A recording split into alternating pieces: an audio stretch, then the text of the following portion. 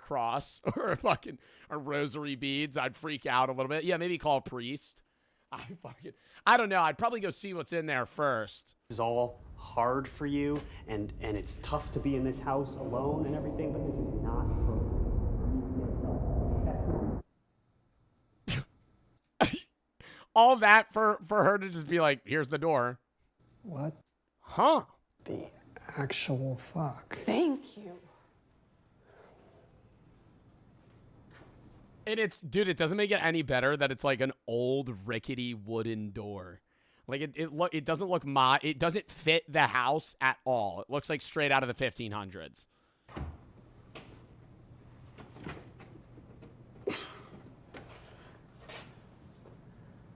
Okay, well maybe it's like one of those things where you see it so often you don't even notice it anymore. Right. Okay, all right.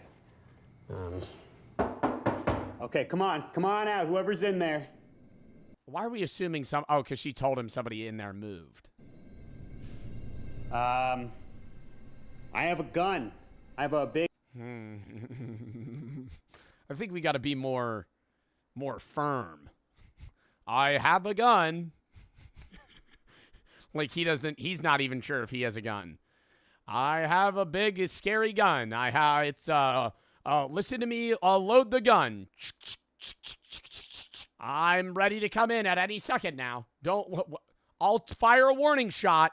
Fuck off, gun. So you come out of there fast and we'll let you live, okay? I'm gonna give you 5 seconds before I start shooting. 5, 4... I mean, what's the strategy here? 3, 2, 1... All right, you stumped me. All right, you called my bluff.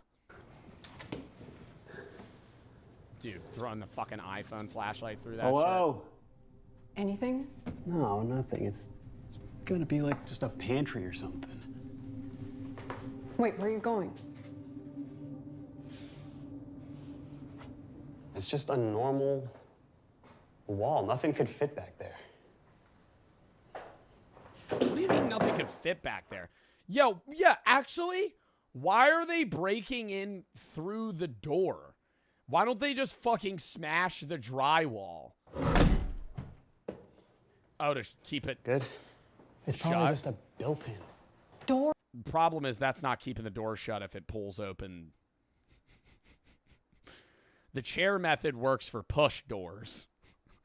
But if that door opens from the inside, it's a pull, not a push. That chair's doing about fuck all. I think it's a pull. I would bet that it's a push. I'd bet that it's a push from this side, which means that if they want to open the door, they just pull it open. Appear out of nowhere. Okay, what do you want me to do? You want me to get an axe and break the thing down? I want you to believe me.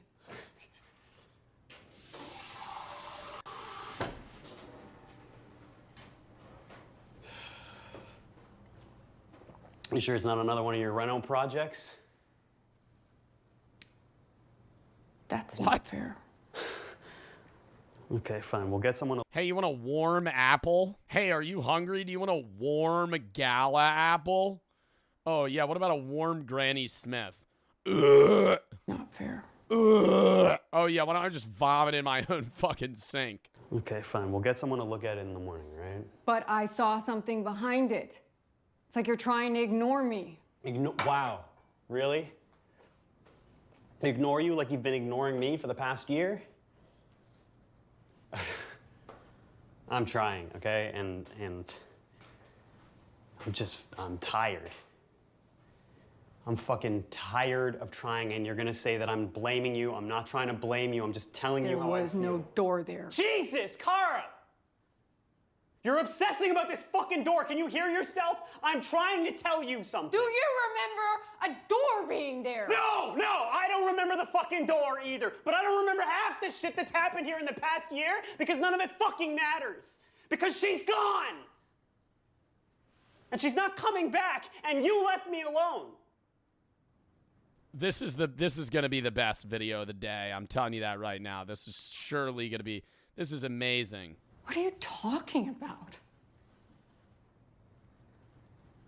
her room, Kara. You threw out everything in her room. Every little bit of Ellie, you got rid of all of it without me. You laughed! I don't think you should throw all of it out, but I do think that part of the process of it's impossible to move on from that, but part of the process of like actually being able to continue living as a parent with a kid that died is effectively having to transform that space in some light. Like when a lot of the time there's parents that'll leave their kid's room exactly as it was, and I feel like the mourning never ends, but like it's always going to be harsh. The harshest it could be if like you just keep it the same forever. Because you didn't want me here. You didn't have any space for me. You went into yourself, and what am I gonna do? I can't crawl in there with you. Well, I mean, now there's a bit more square footage in this house, seeing that there's a door on the other. There's a new addition to the home. Maybe this is a new, fresh start for the both of you, some sort of way. If you really cared, you could have been there. Hell, maybe once we walk into that door, there's going to be another bath. You know, maybe it's going to be another bed, another bath. Now the house value just increased. We could sell it. You could have said something. What? You ran! What am I gonna second say? You could! What am I gonna say? Stop? Hey, Kara, stop. Don't paint her room. Don't paint her room. That doesn't fix the aching in my goddamn chest. What do you want? You want to erase her? You want to pretend that this didn't happen?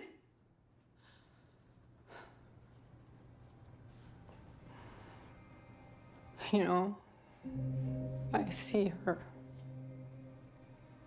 I hear her. Every time I walk past her room, it's like she's still here. For me, she needs to be just a memory, or else I can't. I can't. It's like I just can't breathe in this house anymore. Then let's leave. Let's leave together, okay? I can't understand their marital. Like, were they together? The kid died, then he moved out. Because it seems like they're not like divorced. It seems like they're kind of just like separated. I can't leave. Yes, you can. I can't leave.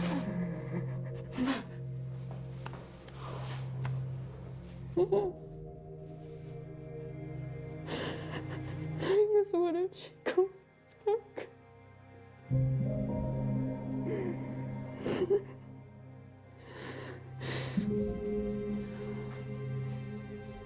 Okay, when was the last time you slept? Okay, I'm gonna stay here tonight, okay? And I'm gonna keep watch of this door, if that'll make you feel better, okay? And we're gonna call someone in to look at it tomorrow. They're gonna take it off the hinges and you're gonna see it's nothing. Okay, please just trust me for once and go get some sleep. And tomorrow we're gonna take care of it. I feel like you could call a motherfucker anytime, any day for enough money to pull that door hinge right off. I think it could be 3 in the goddamn morning and you could find a fucking carpenter or some sort of electrical guy that would be like a handyman that'd just be like, I'll give you $500 if you fucking show up right now. If you come, bring a sledgehammer. Together, okay?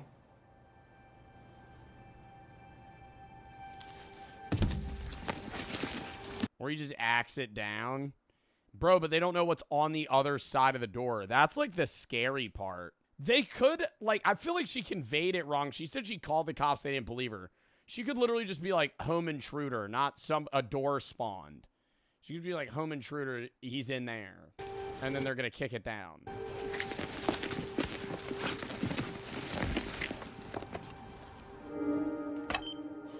Oh my God, a fucking baby monitor.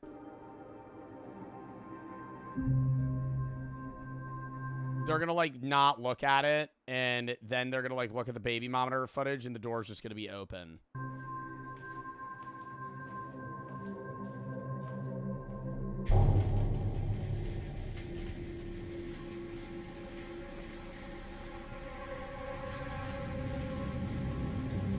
Get the fuck out of here. You're not getting tired that night. I hate that part of short horror movies in general.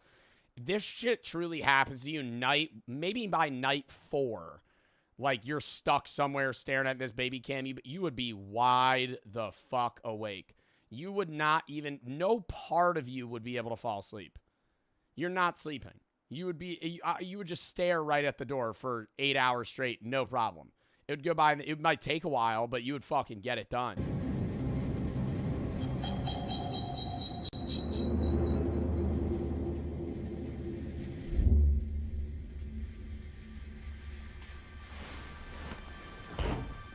Why would she not bring the baby monitor? Oh my god, is he gonna be gone?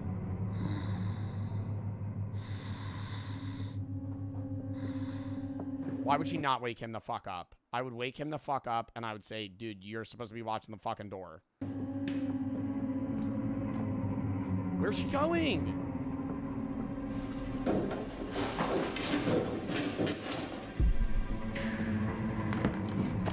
Oh my god, is she gonna try and break it down?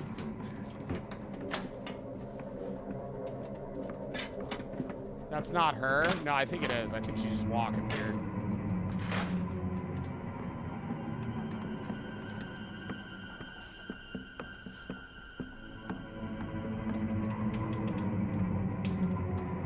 She just knows how to pick a lock with a fucking screwdriver.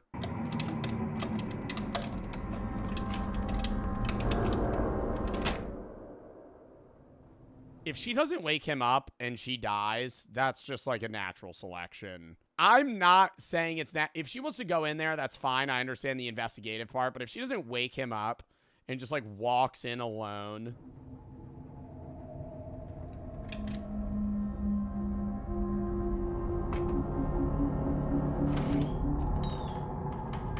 What? Oh my god, is it like a Coraline situation? Is this a door on like a mysterious door that appeared and now there's the daughter's gonna be in this world?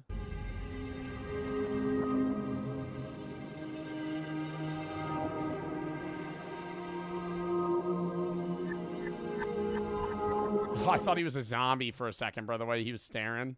You see that shit? Right there, he looks like he could actually just be like a fucking possessed creature. Just stumbles in.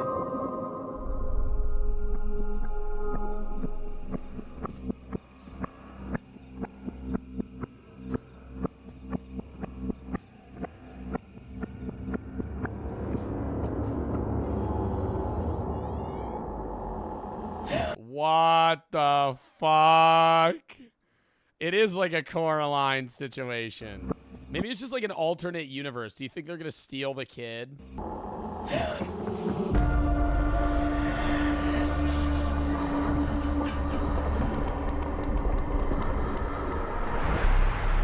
That's so fucking weird if they steal the kid, though.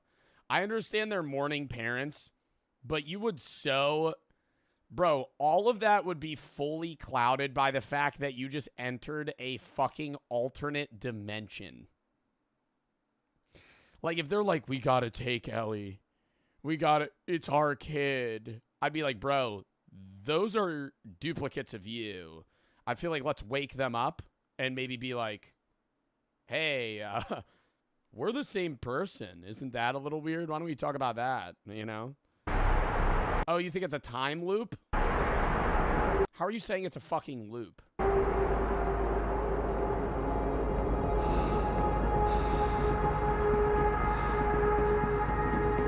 Did their kid just go missing?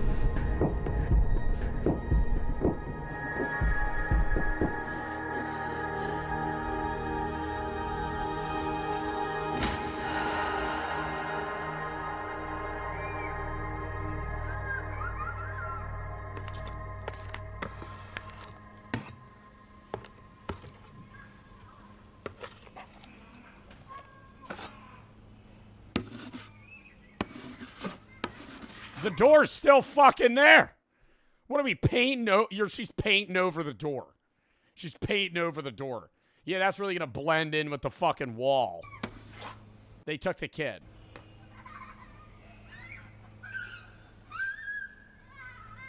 But you wouldn't, that's not your kid. Bro, that's like a Rick and Morty. You know Rick and Morty, how in, fucking spoiler alert, like one of the earlier seasons, they fuck up so bad they kill everybody on their universe, and then they just teleport to another one and take the place of a previous Rick and Morty that just died.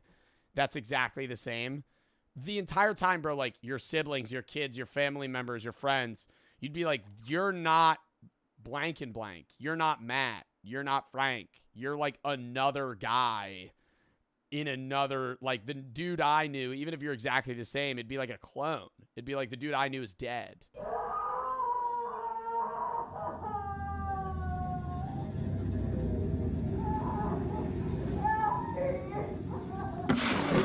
Damn, so then they're gonna find the same shit and they're just gonna like infinitely steal a kid from, or do you think they're gonna take it back?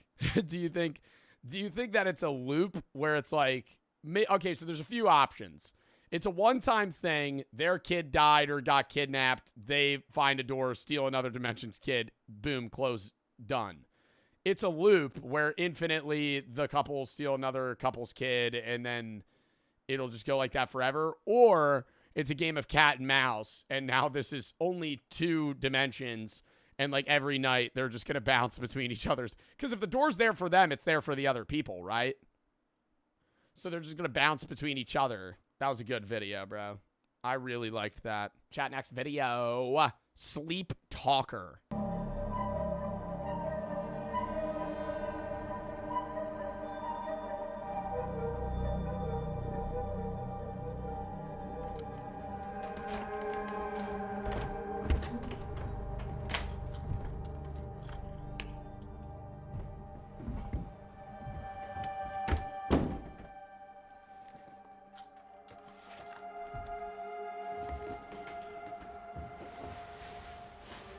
Ooh, she's a nurse.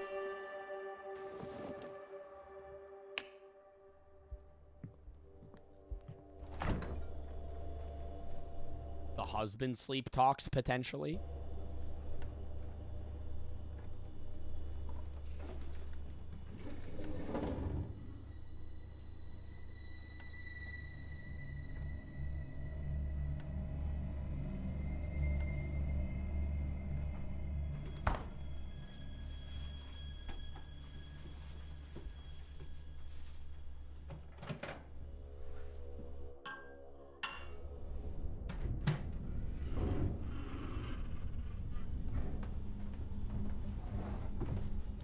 I mean, I kind of think like one creek and I would have investigated that shit.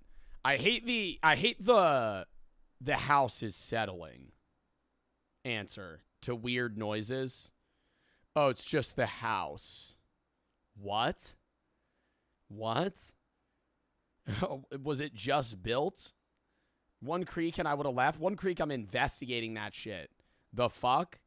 What? What was that weird noise? Oh, it was just the house.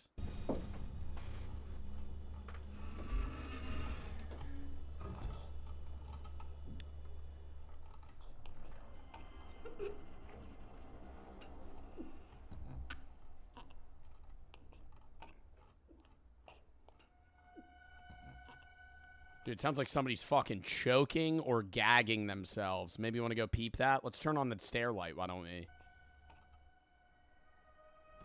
Or let's not. Yeah, let's just walk through slow as hell.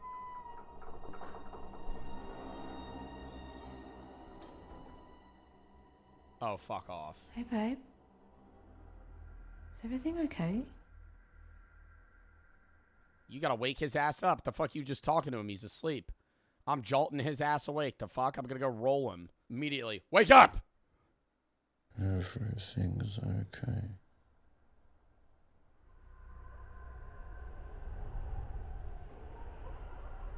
Nope, waking him up. Why is the window open? Why is the window open?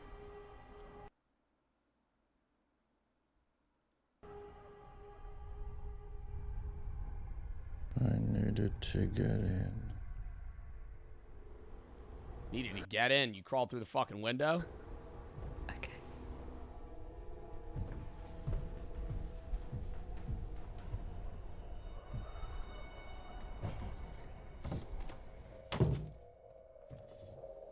Oh my god, do you think that's something pretending to be him sleep talking and the real him's dead?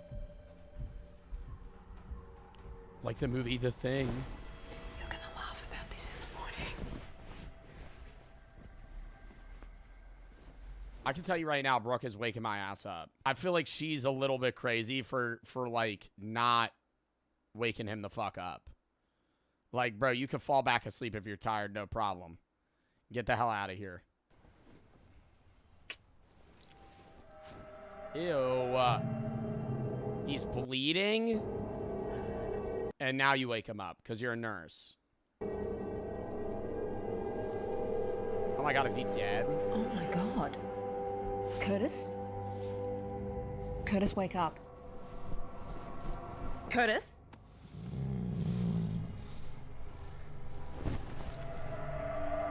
Stop. Normal nurse, probably calling an ambulance right about now, but no. Don't touch us. Ew. What?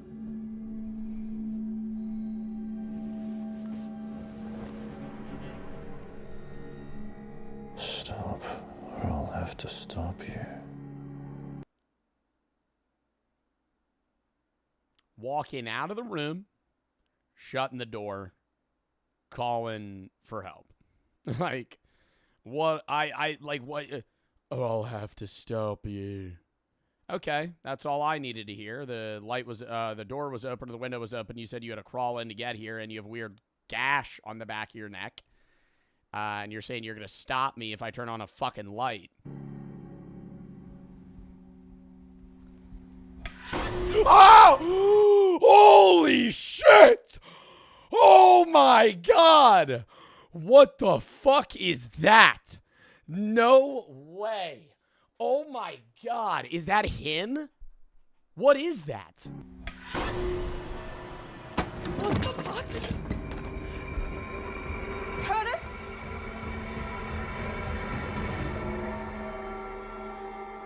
Oh my god, it's alive. It's moving. I thought it was like a wax figure. You interrupted us. You weren't supposed to see me.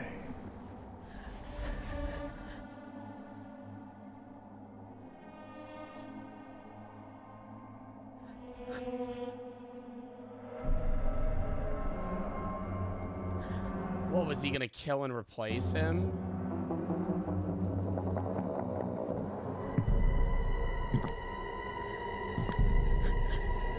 I'm drop kicking his ass, bro. You kidding me?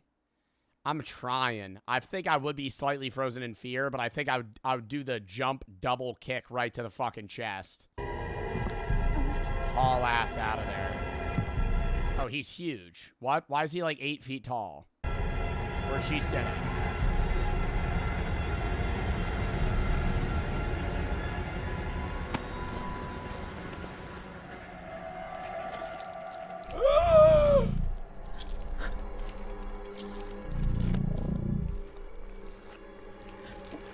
What are you doing?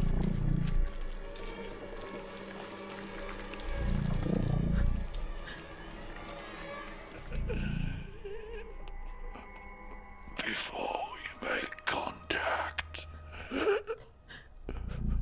needed to know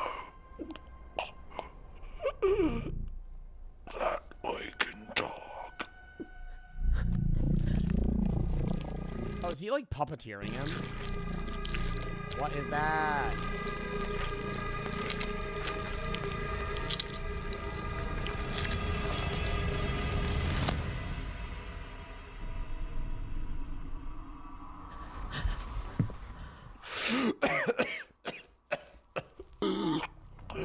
Before we make contact, I needed to know if we could talk. Like he's an alien?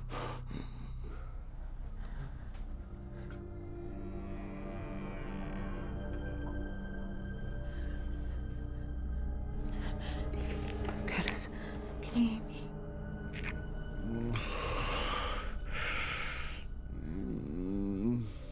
Oh my god, it's gonna be healed. Yo, that would freak me the fuck out. That's why I always say I would rather aliens. I always say it's unlikely that aliens would be human looking at all, but I would despise if they looked anything like us, because that would just be uncanny. You know how creepy? Even if they were friendly, bro. Like, that seemed like kind of like a weird alien that was friendly in some creepy way. Like, it just left. But it looked so fucking weird.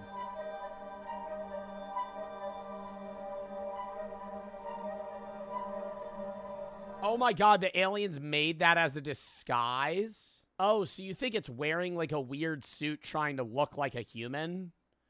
See, I hate that idea because it's like, it has the technology to enter somebody else's consciousness, basically, and like learn how to speak and then bring that out and put it into themselves, but they can't make a realistic human suit.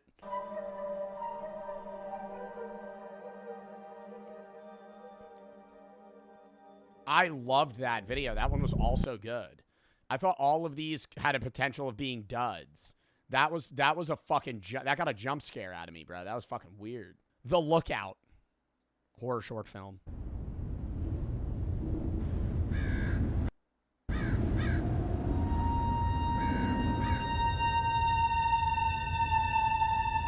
I feel like when the lights are off, I don't really look like a possum. I look like I'd be in, like, God of War, the video game. Or some sort of show. Like, if you remove,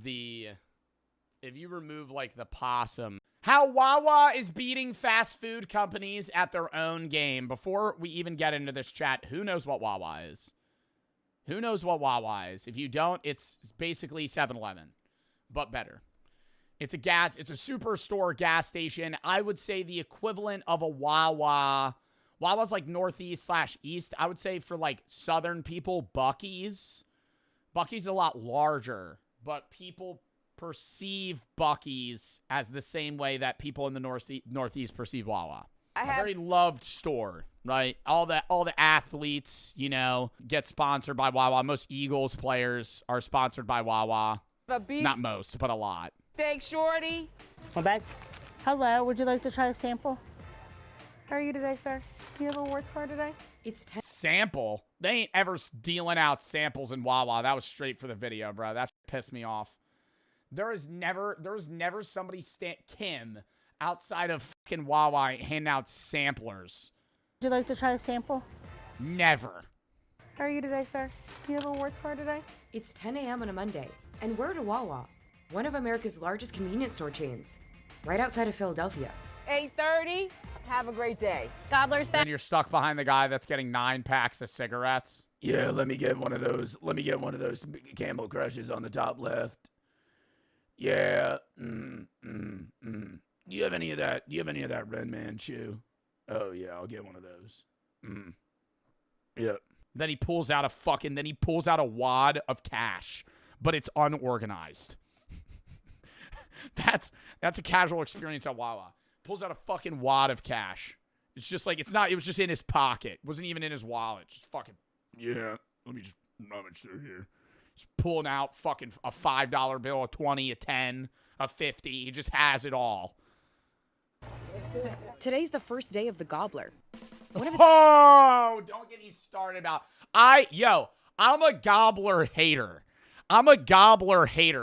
Dude, the Gobbler is this, if you don't know, okay, see, I'm talking about this like people know what this is. The Wawa Gobbler is this big promo they have at this store, like, for a month straight. And they're like, dude, come get the Gobbler at Wawa. And they get, like, Saquon Barkley and Jalen Hurts to be like eating the Gobbler. Yo, it's fucking disgusting. It's an entire Thanksgiving meal in one sandwich. It's limited time offers inspired by Thanksgiving. Food has helped Wawa build a Yuck. fiercely loyal fan base, what some call a cult-like. Now that's a little extreme. Getting a Wawa tattoo? Oh, no. I love Wawa. I don't even get gas. I get food. I love their products. That is a lot of people. They're phasing those out, but they used to have, it used to be like a 7-Eleven where you could just get food, but now most Wawas are also gas stations. Patrick Welsh, Wawa customer. Their sandwiches, their coffee. I love their sandwiches. They even have some cool selections for drinks. It's really just a great old time. Any cult following starts with each customer, each visit, each transaction. Hey, Chris Geisens. He spoke at my high school. Turning in it. Hey, Chris Geisens. Rock on. CEO of Wawa. To something more than it should be. We have 5 minutes with our customers. Make it the best 5 minutes of their day. Have a nice day. Expansion has been rapid. Revenue has more than doubled. And it's Ooh, a little stagnated here. Uh-oh. That worries me. Wawa. Wawa. Wawa, what the fuck? and it's We need to be on the up and up. We got to spread worldwide. We're making a monopoly here, Wawa. What are we fucking doing? We're at 18.9 billion, 18.8. That's bad. revenue has more than doubled, and its workforce has grown by nearly 90% over the past decade. But competition is fierce. Yeah, half of those people are New Jersey gas attendants. But competition is fierce. Convenience store chains are perfecting food, and fast food chains are expanding options and offering value deals and more customization. You're going to see... Dude, the order screen at Wawa is like the perfect UI. Chat, you have never... If you're ever in a state that has a Wawa, go there. It's not going to be some mind-boggling experience. I'm not going to sit here and say, like, your life's going to change, you know? But if you go to a Wawa, you're going to leave that and be like, wow, that would be, like, really nice to have. You know, open 24/7, they always have, like, a bunch of meal options. It's like a million fast food places in one. You could get salads, hoagies, sandwiches, soup, mac and cheese, hot dogs, milkshakes, smoothies, re-energy fucking, like, juices. It's like, dude, it's fucking espresso, cold brew. You can fucking get anything at a fucking Wawa. Whole pizza, you get at a fucking Wawa, you know? Lotto tickets, Zins. Maybe heroin in the back, but they're not associated. It'd be another guy. Gamer Sups. Try it. Code BART. 10% off. Free shipping. Free sample pack at checkout. You could get cups. Powdered tubs. Or cans. Link in description. Bye. Continued expansion of high-quality food service in the convenience industry. And if anything, the quick service restaurants better watch out, because if you can get better food faster at a gas station, that kind of changes everything. But with an estimated $18.8 billion in annual revenue and nearly 1,200 stores, Wawa is holding its own against public players like 7-Eleven and Casey's. Yo, fuck Casey's! Yo, fuck Casey's for the motherfucker! Yo! Earlier before this stream started, or earlier before this video started, some motherfucker in my chat was like, oh, Casey's is better than all of them. Yo, 2,800 stores, 15.9 billion in revenue. 1,100 stores, 18.8 billion in revenue. Which one's more successful? Honestly, if you crunch the numbers too, I'm pretty sure Wawa's even doing better than 7-Eleven. Per Wawa is making more money. How many stores do you have? 0. So can it keep up the momentum? What a fucking awkward intro. God, a millennial pause. Just 2 miles away, at Wawa's headquarters, the Innovation Center is testing new hoagies, or subs. Bro, they're hiring people. What is that? See, no, that's something I'm going to complain about, is I love their options, but they also have a lot of fucking weird shit that no one orders. Like, because they just have a million. Okay, so they have fucking 300 ingredients, and they go, we're just going to make 85 different things that have these ingredients in them. So then they just hire people to, like, come up with these weird ideas. Stop having that shit. Just have everything be custom and let me put it on it. This is something I'm going to complain about. They came out with this panini sandwich. It's a panini with turkey, cheese, garlic sauce, honey hot sauce, and mac and cheese. It's amazing, okay? I have a few things I would like to change, all right? I'm going to order it, but I have a few things I'd like to change. When I go to custom panini, I'm not allowed to add the mac and cheese on the custom panini, and that pisses me off. That fucking grinds my gears, okay? See, so now, hey, Chris Geisens, if you're watching this fucking video, hey, pal, maybe change that. Maybe make it so I can put mac and cheese on my fucking panini without having to order the fucking specialty sandwich that they fucking want me to order. Sauces, coffees, and smoothies. So this is Yeah, I got 98 fucking flavors of smoothies, dude. second round of I got samples. dragon fruit. Some shit you've never even heard of. Can Well, you've heard of dragon fruit. They have other weird shit. we send back out several concepts to our wingmates panel? Aside from the dozens of fresh Oh my god, right there, dude. That's like heaven. Yo, you click one, it expands to like 9 different options, and you can just be tapping that shit. Be like, just searching that shit. It's amazing. Aside from the dozens of fresh food and beverage options available to customers in store, Wawa offers 15 limited time items every year. The Gobbler, around Thanksgiving, is Nobody fucking eats the gobbler, bro. I need to see the numbers on this shit. I don't know anybody that's ordered the gobbler. Everybody in New Jersey goes to fucking Wawa. I don't know a single person that eats the gobbler. I do? Okay, Zod does, bro. Zod eats the gobbler. You've craved that. You've been like, damn, the gobbler's back.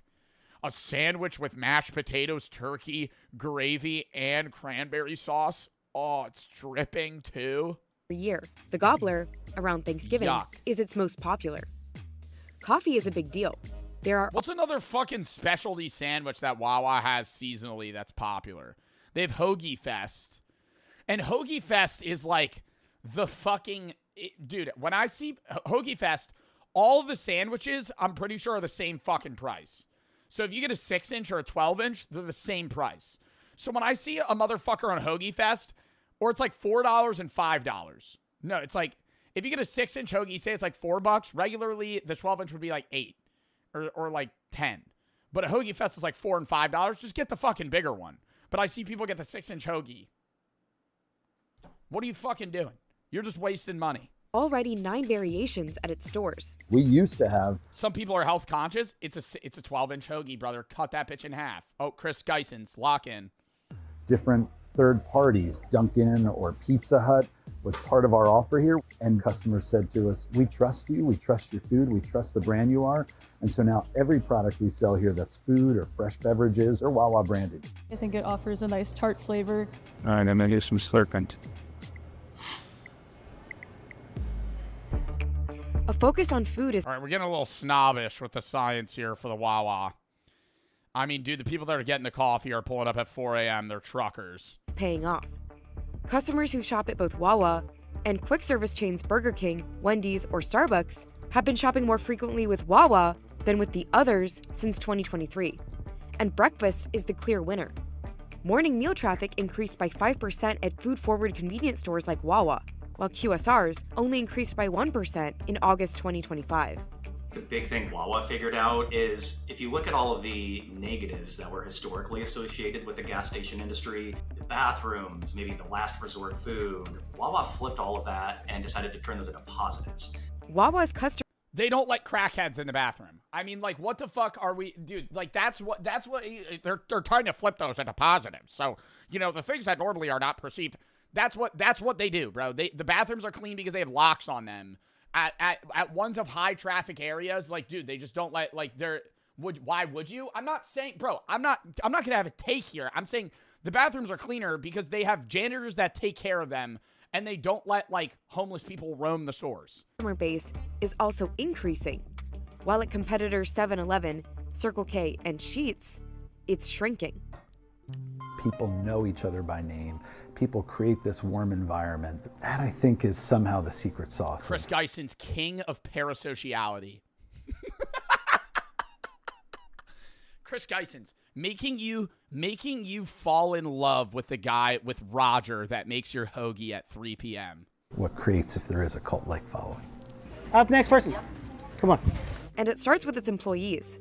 Dude, Dan's gonna be whipping up my mac and cheese at 3 a.m. They own nearly 40% of the company. When you're an owner, you're just vested a little bit more. There's a higher level of commitment. Our most loyal customers, they're here 3, 4, 5, 10 times a week. You get to know them by name. You get to know their family. You get to know what's happening. 10 times a week? Actually, no, never mind. They go every morning, and then they go 3 times for like dinner. And that connection, it's not really an expected thing in training. It happens because of culture. I'm gonna have a chat. We're never gonna know. This is gonna be like a Schrodinger's cat. Is there any liquid in that coffee cup? Is there any liquid in that coffee cup? Or is he just holding that? For the video. It's a prop. That's what I'm thinking. I don't know.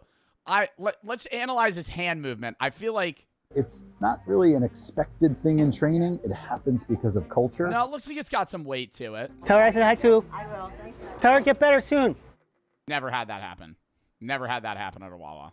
Maybe it's because I don't open up to them. They always try to talk to me and I just ignore them. I don't ignore them, but if I go to a Wawa, they'll be like, "How's your day?" I'll be like, "Good." One word answer. Good. How about you? Awesome. Thanks, man. Have a good day. You too. Bye. I don't know, man. I don't want to fucking talk, bro, because I'm not trying to have a fuck-ass conversation, man. I'm just trying to leave. You know what I mean? Like, I'm trying to get in, get out, get the food.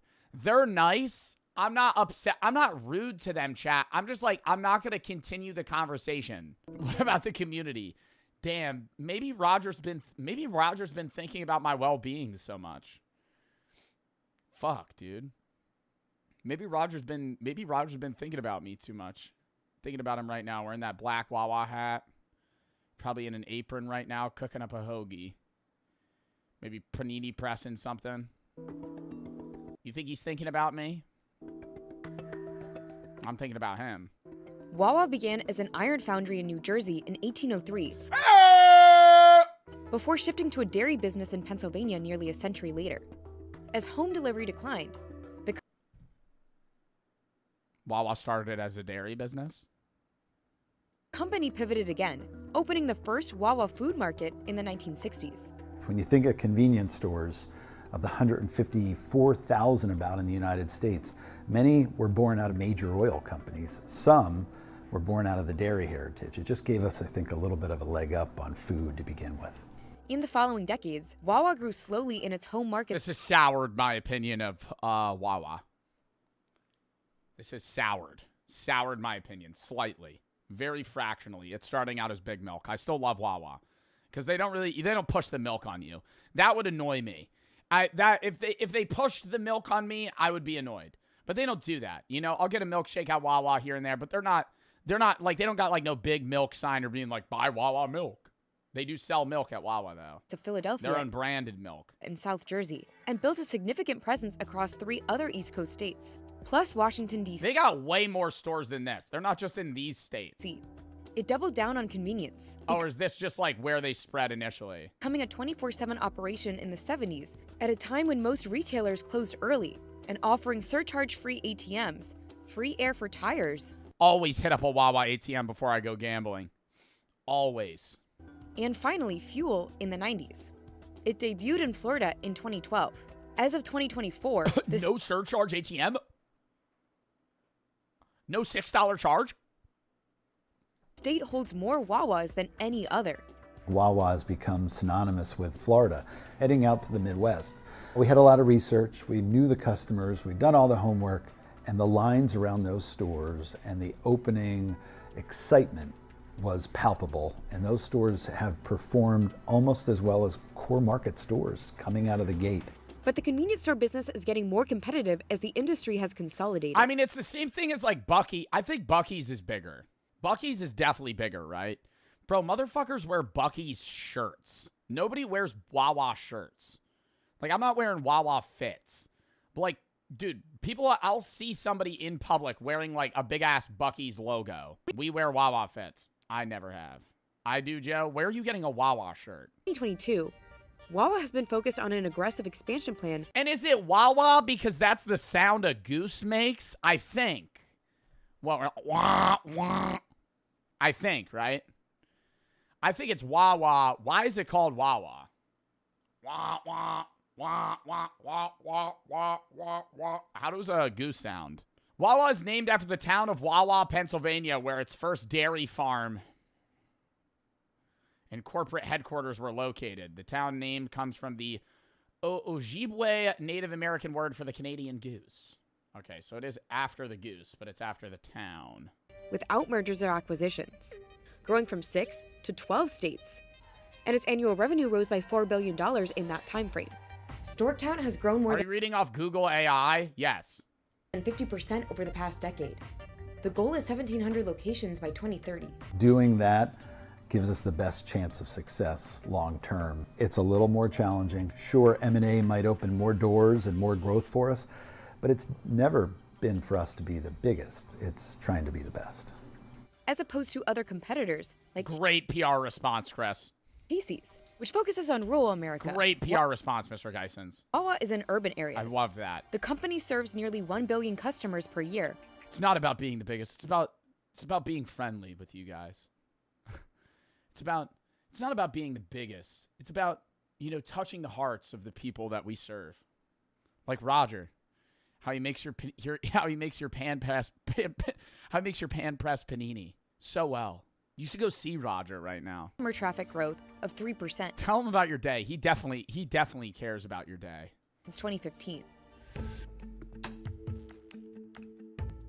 Though Wawa has been methodical about where and when to expand, scaling is still risky. Quality and customer service must be maintained, or the company risks damaging its reputation. Anytime a company starts to expand, they got those dogs, bro. Wawa ain't got them, dude. They're just sweating. That's how Wawa don't got the rollers. They make the dogs. They got like a mini fridge heater, and they put them in there, and you take it out, and the bun's just fucking ripping hot, just sweating, just in the container, just waiting for somebody to come eat it. far outside of its region in this industry, there is going to be that challenge of how do I maintain the customer experience that I'm known for. Yo, are these guys' headphones like made out of copper wire? What's going on here? With Wawa's heavy emphasis on fresh food, maintaining a strong supply chain is imperative. Even so, the company must rely on third-party suppliers to deliver product, which poses operational vulnerabilities. Competitor Casey's, on the other hand, has full control over its supply chain as it owns and operates both distribution centers and a transportation fleet. Competition is tight. Convenience stores are challenged by other convenience stores, fast food chains, and now grocery stores that offer pickup and delivery, undermining the convenience factor. As Wawa expands into— Yo, Aldi is the worst grocery store in the fucking world, and I'm gonna stand on that fucking take. Every Aldi I've ever been to is like 9 items. You pull up, bro, and they are— if you have a grocery list of 30 things, they'll have 20 of them. And like, I want to— one-stop shop, brother. One-stop shop. Maybe it's the Aldis that I pulled up to, but every Aldi I go to, bro, like, you can see over the aisles. It's just fucking dog shit. It will come up against those regions' own local convenience store favorites, like United Dairy Farmers in Indiana, Twice Daily in Tennessee, and Travel Center Buc-ee's in the South.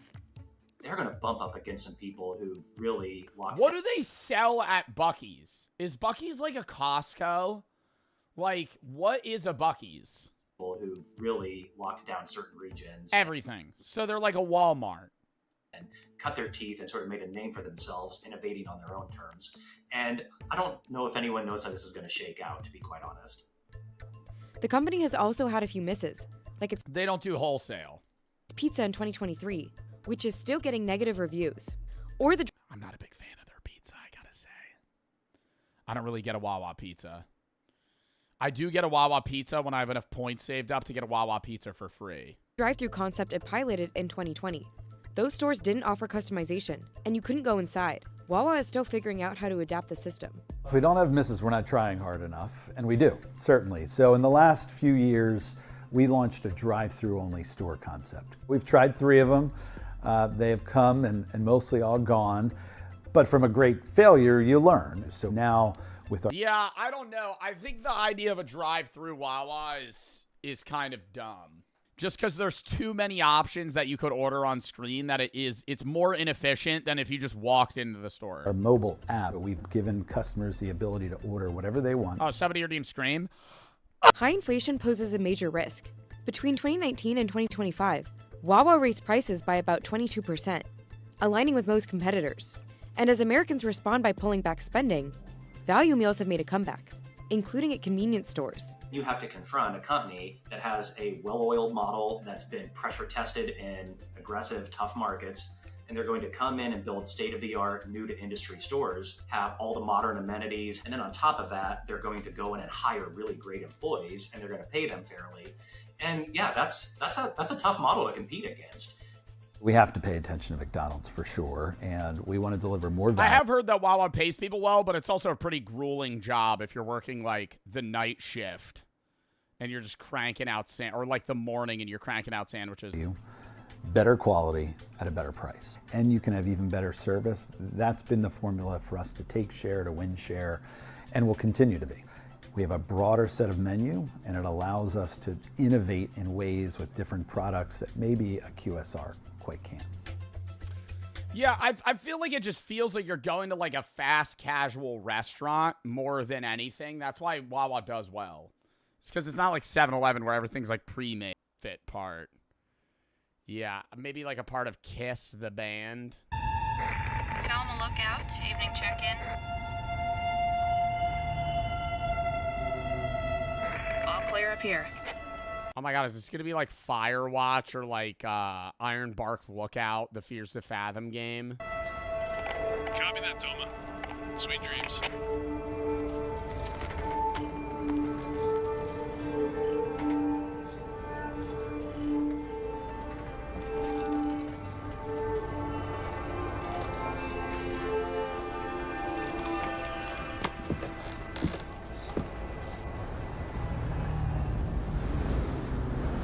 What periods of time do they have to do these shifts? Because I know these jobs pay like all right, and you get like everything provided for you, but you're alone. It's the same thing with like lighthouse keepers. Like you're not with anyone all night. Yeah, I know all night, dummy. I'm saying like they have to be in that tower alone, not really contacting anybody for like months.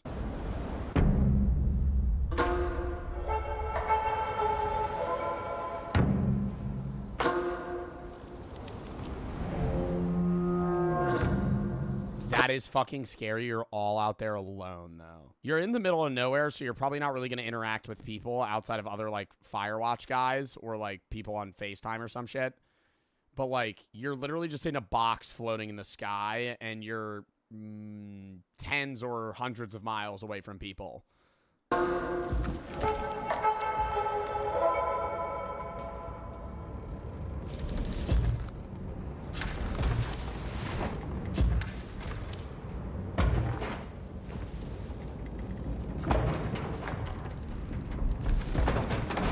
Break in. It sounds like they're fucking. It sounds like they're chopping the structure down. Like she's just gonna fucking topple over in the lookout. There's beavers eating the fucking wood posts.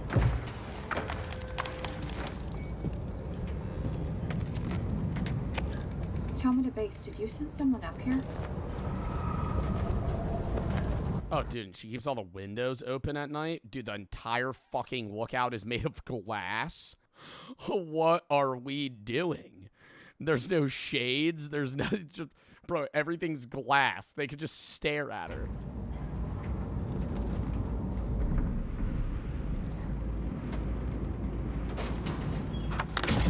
Oh, my God. Oh! Oh, stop. Oh, fuck. Oh, my God. Why did I get scared of her?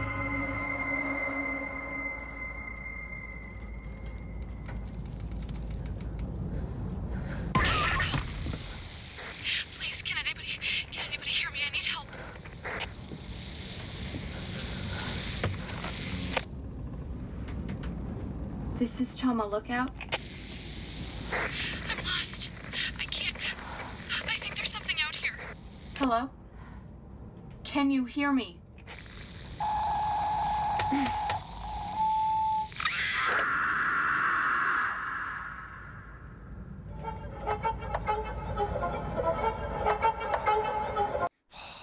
See, dude, this really sucks because you know if you don't investigate, they're dead.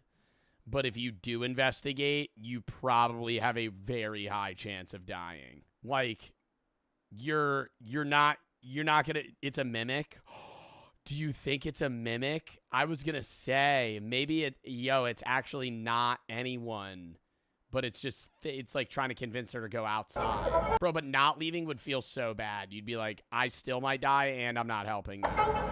Would y'all go investigate it if you just heard that on the radio comm?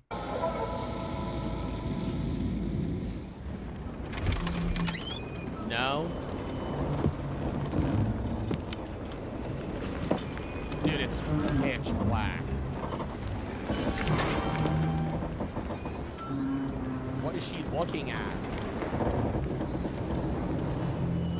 Stop. What the fuck? What, did one of the panels break? Oh, no, it's just a staircase.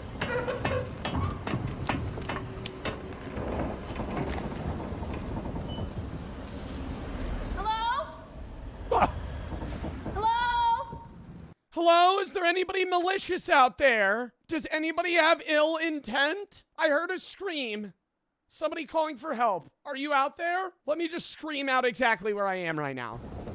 Is anybody out there? I have a gun?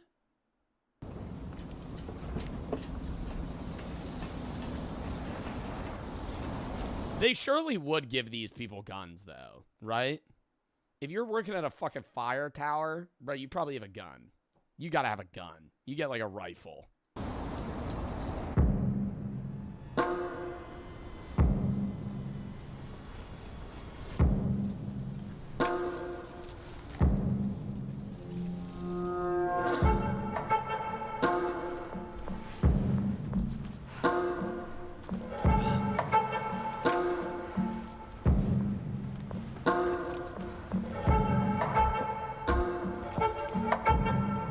You aren't very intellectual, Joe. Brother, your name is Fent Fairy.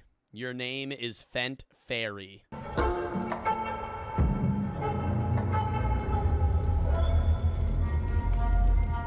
Yeah, it's gonna be so lame if it's a spider.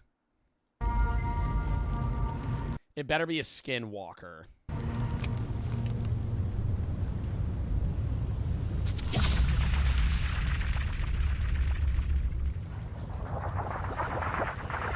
I love that noise. It's the same noise as a slinky. Or like an antenna that you flick. Like a slinky, if you hold it and go, it goes.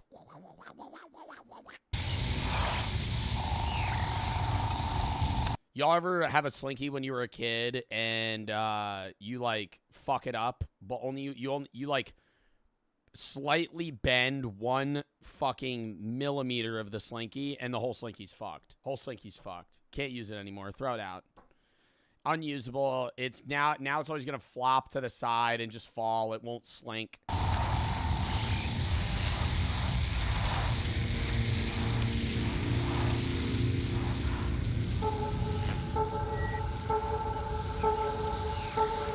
Oh my god, it's like a rope.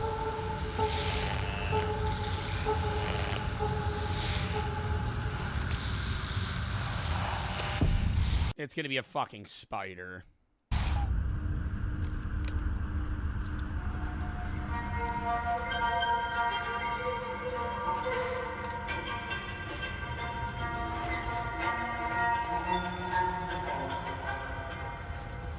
And her friend's gonna be like taped to the wall, like, and it's gonna do a dun, and she'll be like, and then she'll turn, and it'll be just like a really bad CGI spider. Hello? Can anybody hear me?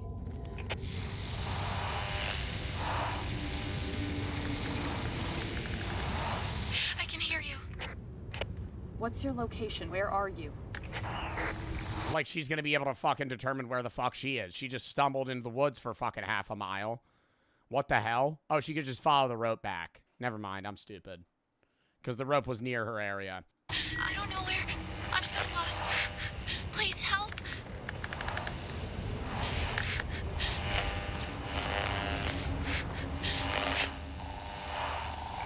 She's gonna be there, dead.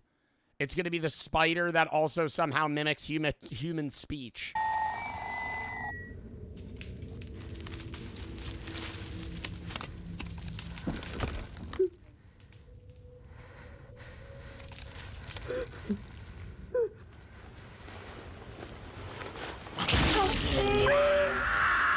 Oh, it's not a spider. What the fuck was that? A ghoul?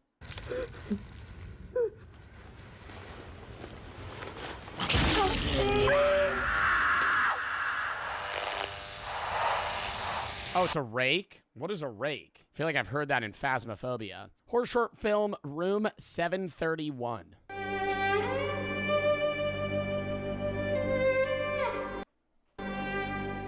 Unit 731 was a covert biological and chemical warfare research and development unit of the Imperial Japanese Army that undertook lethal human experimentation during World War II.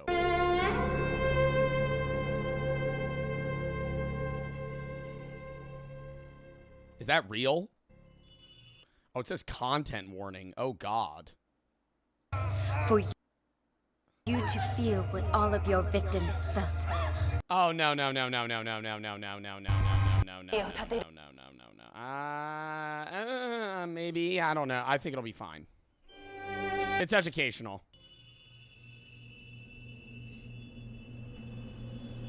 Let me read the description. Why is a Chinese girl has no memory of where she is or who she is? She encounters Dr. Ken and a ghostly young woman who both seem to want to help her. Okay, so it's not based off a true story. It's real? Yeah, but I think this is like a different rendition of a story from that.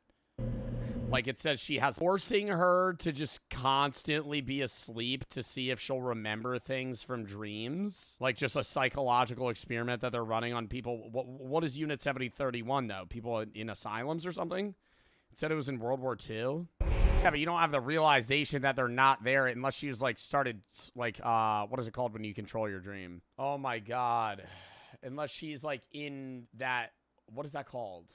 When you lucid dreaming. Unless she's lucid dreaming, she would have no idea. No idea what's going on right now. I'm just trying not to laugh. I have no idea what's going on right now. Like, she's in a dream. She's not. Okay, so the way that I'm assuming this is working. Yes, she's in Unit 731. They're running psychological experiments on her where she had memory loss from when they tortured her, maybe. And they keep giving her drugs to put her in a dream state to see if she'll remember it. And now she's finally remembering her past. The nurse seem more insane than him. So the Japanese were trying to develop like a biological warfare way to win while we were developing a nuclear bomb. We like, was there an FMV game that we played about something like this? No. I watched some sort of. They keep showing her pregnant. Are they gonna like forcefully inseminate her or some shit? Like, where is this going? Not real blood, bro.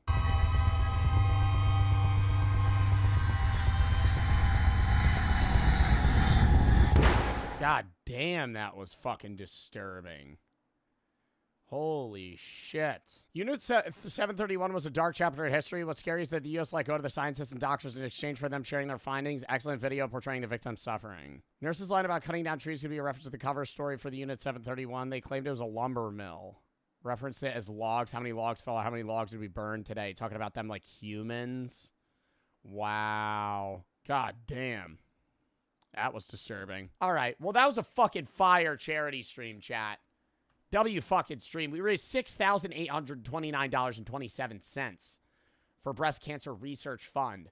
W fucking breast cancer stream. Think it's what humans do all day before jobs existed. You wake up when your body is ready. No alarm, no schedule, no place you need to be. You sit up, stretch, and ask yourself one question. What should I do today? For 99% of human history, this wasn't a hypothetical. This was every single morning for roughly 300,000 years. And yeah, bro, but you're not waking up in a fucking bedroom going, oh, no alarm clock. What do I do today?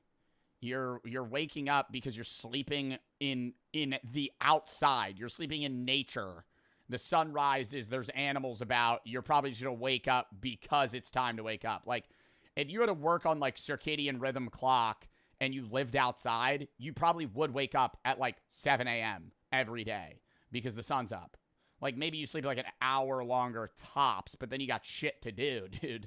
You're going to die if you don't get fucking food. I know there was, even in medieval times, like once like alarm clocks didn't exist, but there was societies, there were people you could pay to like throw pebbles at your window to wake you up.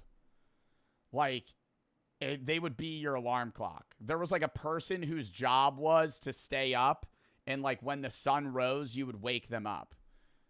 They were called knocker uppers. Is that actually what they were called? Yeah, it was a job. Knocker uppers were human alarm clocks, and they worked in Britain and Ireland during the Industrial Revolution. They were paid a few pence a week per person to wake up factory and mill laborers. Alarm clocks were expensive and unreliable. These people had long poles and pea shooters to like bang on windows, and they would wake your ass up. I love learning about jobs like that like used to exist, but now they're just like, you know, in the future irrelevant. So why would you ever have somebody do that? Now, modern humans spend about 90,000 hours of their lives working. That's roughly 1/3 of your waking existence dedicated to a job. But for the overwhelming majority of human history, jobs didn't exist. There was no employment, no wages, no boss, no career ladder to climb. So what did people actually do all day? Let's start with what we know for certain. Fucking hunt, walk around. If I was a kid, I feel like most of it was like cultivating food, right? Like even before like farming, it was just like foraging for shit, hunting animals, making a fire, cooking the food, maybe improving on your shelter in some way, and then just fucking, you know. Infant mortality was through the roof. They had to constantly be having kids. 1963, archaeologist Richard Lee conducted a study that would change how we understand prehistoric life. He tracked the daily activities of the Dobeju. When does gooning come in? I don't think they were ever gooning. I think they were just constantly having sex. Because it was like, if you were alive in like caveman times, the odds that you would live past the age of 5 was very slim. Like, you're probably dying when you're born. You're dying in the first year that you were born, or you're getting eaten or fucking some sort of disease in the first 5 years of your life. Like, one of the biggest things of science in general is the fact that we have reduced infantile mortality drastically. That's why our lifespan's up, right? There were a lot of people, like, when they say the average person didn't live till 25 in, like, caveman times, that's true, but the number's highly skewed from like people that died in infancy through early childhood. Like if you were a caveman and you lived to like the age of 20, odds are you might live to fucking 45. Like you'll probably figure it out. You know, you're not going to live to like you're 80, but there were people that were living till their 40s in earlier caveman times. Swansea people in Botswana, one of the few remaining groups still living in a way that resembles pre-agricultural human life. He found that adults spent about 2.5 days per 1 in every 2 newborns died at birth. That, and then even in newer societies like the Spartans, 1 in 2 newborns died at birth. Maybe it might have been a little bit lower in that earlier society, but Spartan society, if your kid had a defect, they'd fucking throw it off a cliff. So it's like, yeah, you're getting a pull rate of like fucking 30%. Like 30% of kids are actually making it into the adult world. Not even the adult world. 30% are getting cared for because the other 70% died or they threw it off a cliff. And then of that 30%, only like what? 80% of them live to, you know, a certain age. And then now they die when they're 20 because they have to enroll in the military and all this. It was like brutal, man. Like you always got to think, bro, Alexander the Great did all that shit before he was like 22. And then he died. Like, when you think of, like, people like that, like, Alexander the Great, he died when he was 32. Like, most of the shit he accomplished, he was, like, 20. We've all seen 300, mate, ... lol. Okay, Benny boy.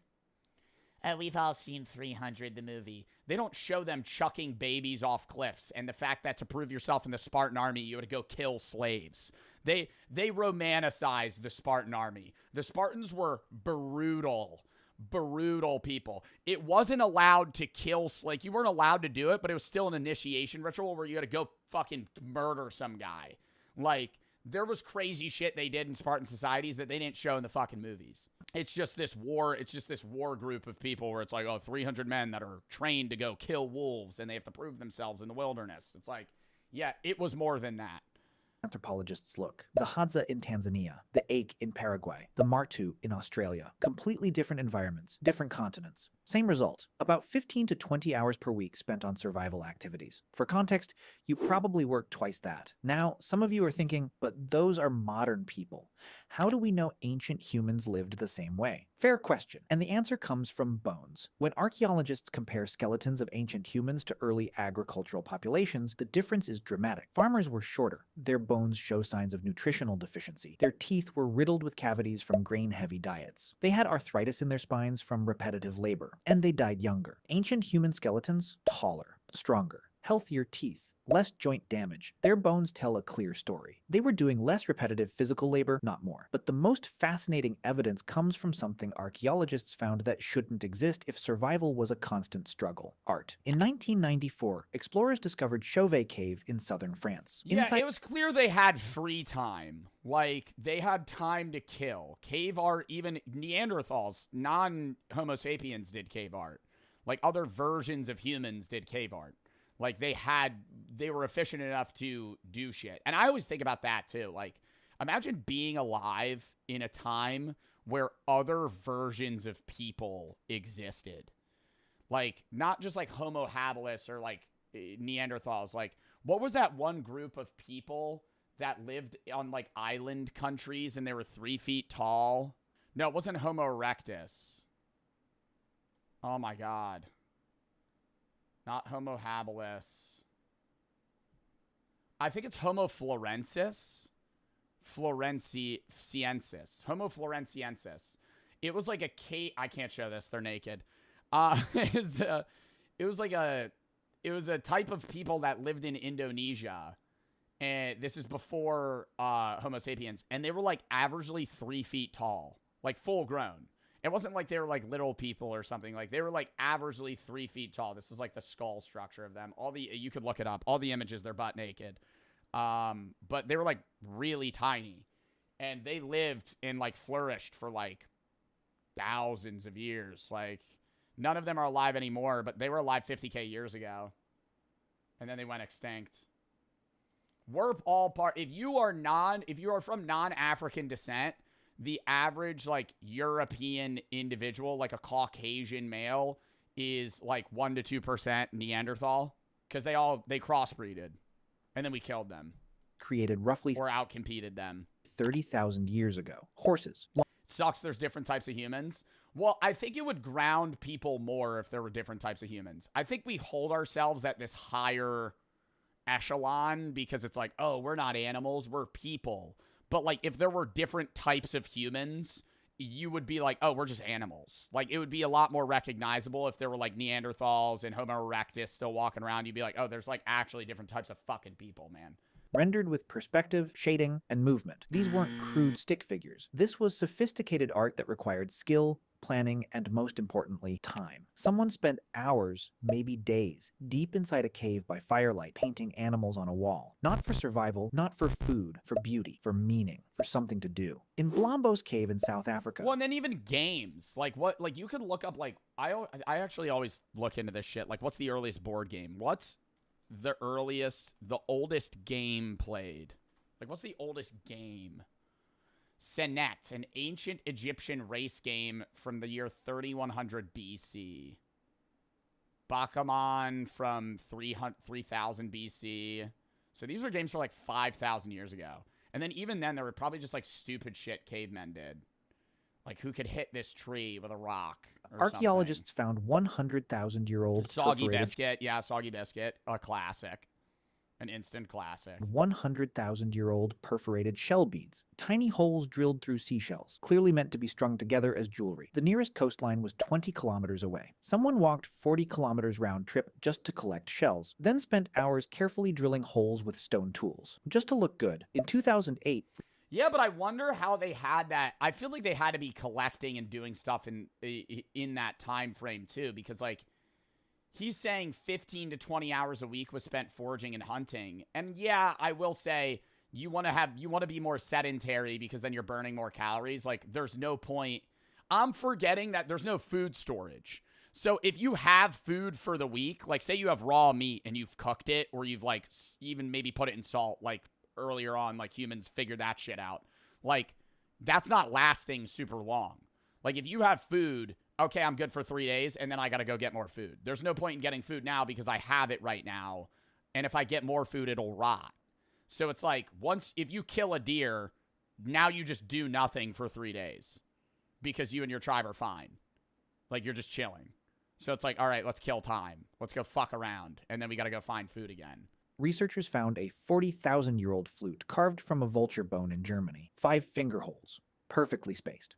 Whoever made this understood music, they understood pitch, and they spent significant time crafting it. Not for hunting, not for defense, for music. These aren't that's so cool, man. Somebody figured that shit out. Isolated finds. Across Europe, Africa, and Asia, archaeological sites from 100,000 years ago onward are filled with evidence of decorative objects. Carefully crafted tools far more elaborate than necessary for survival. From 100,000 years ago? And items that required hours of focused work with no immediate practical benefit. This is what people did when they weren't securing food. They created, they decorated, they made things beautiful. So let's reconstruct a day. You wake up around... Bro, I just want to know the first human that went, whoa, what? Who am I? You know? And then I assume that's where, like, it had to be, like, earlier language. Like, once language was made... You know, there were people that were using complex language to question feelings they once had.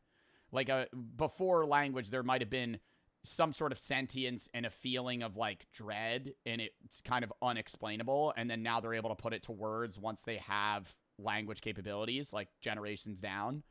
And then there had to be a first guy that's like, wait, what are humans? Like, what are we? The fire from last night is still smoldering. Someone adds wood. You eat leftover meat or fish from yesterday. Maybe some nuts or berries collected the day before. Breakfast is social. People talk. They plan loosely for the day. Not because they have. If there was no language, did they have inner voice? No, because your inner voice would be what the language you spoke is. So it'd be more animalistic and emotional based, maybe image based, like imagery in your brain. But earlier languages, it started out as like, you could look into like how languages begin. Written language is a lot more complex in how I try to understand it. Like when we had to do this for like some fucking class I took. But it's like earlier humans, it started out as like just base grunts and like kind of emotional communication. And then it was more like common terms where they didn't have sentences that could string together. But if they said a phrase, like they would know like, meant fucking deer or some shit. That was a bad explanation. But, like, they had a common shared term for something, and then they got better at signing to each other if they had to be quiet, like, oh, go over here, so they knew how to point and stuff. And then you start connecting that over thousands of years of, like, shared knowledge and what you're giving down to your kids. Eventually, they're able to talk like we are in, like, a stringed way. They're able to more complexly or more in a complicated way share how they feel. Or how they think. Because that's what humans do. Around mid-morning, a small group might leave to hunt or gather. Because, like, you get what I'm saying very rapidly, but if you break down every word of every sentence that I'm saying, it's like, it's correlated with some sort of meaning, right? You just get it because you've spoken English for your whole life or most of your life, or, like, you understand English fluently. But, like, if you're able to break down every term, it's like, oh, it's its own unique thing, obviously, with its own definition. This is a no shit moment. Somebody in chat say, no shit, Joe Bart, you're a dumbass, you're LARPing. What was I saying? Like that, it's just that over thousands of years just slowly combined. Boom, boom, boom, boom, boom. We need a word for this. Let's name it, blah, blah, blah. Like, yeah, no shit. I never understand how they put, like, an alphabet to something. Like, or earlier, like, Egyptian language makes more sense to me. Like the idea of having symbols that correlate with image in your mind, you know? Having like a Latin root, yeah, or like a fucking vowel. Like a vowel was the biggest thing in written language, is like A-E-I-O-U. Being able to like connect phrases in that way, because it's like what we're saying makes sense, but when you read a language, it's so verbally different. That's how you have people that are illiterate. It's because you can understand a language verbally, but like writing it down, you know English as a language in 2 different ways. You know Spanish as a language in 2 different ways.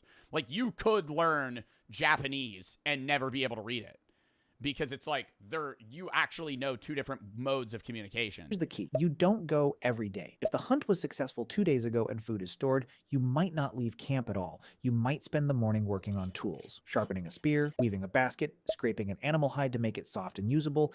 This isn't... And that's why it's like, it's always based off of something. It's usually based off of vocal, like written language is based off vocal language. But for somebody that's like deaf that learns ASL is its own unique language that isn't correlated to spoken English. It's like its own fucking thing.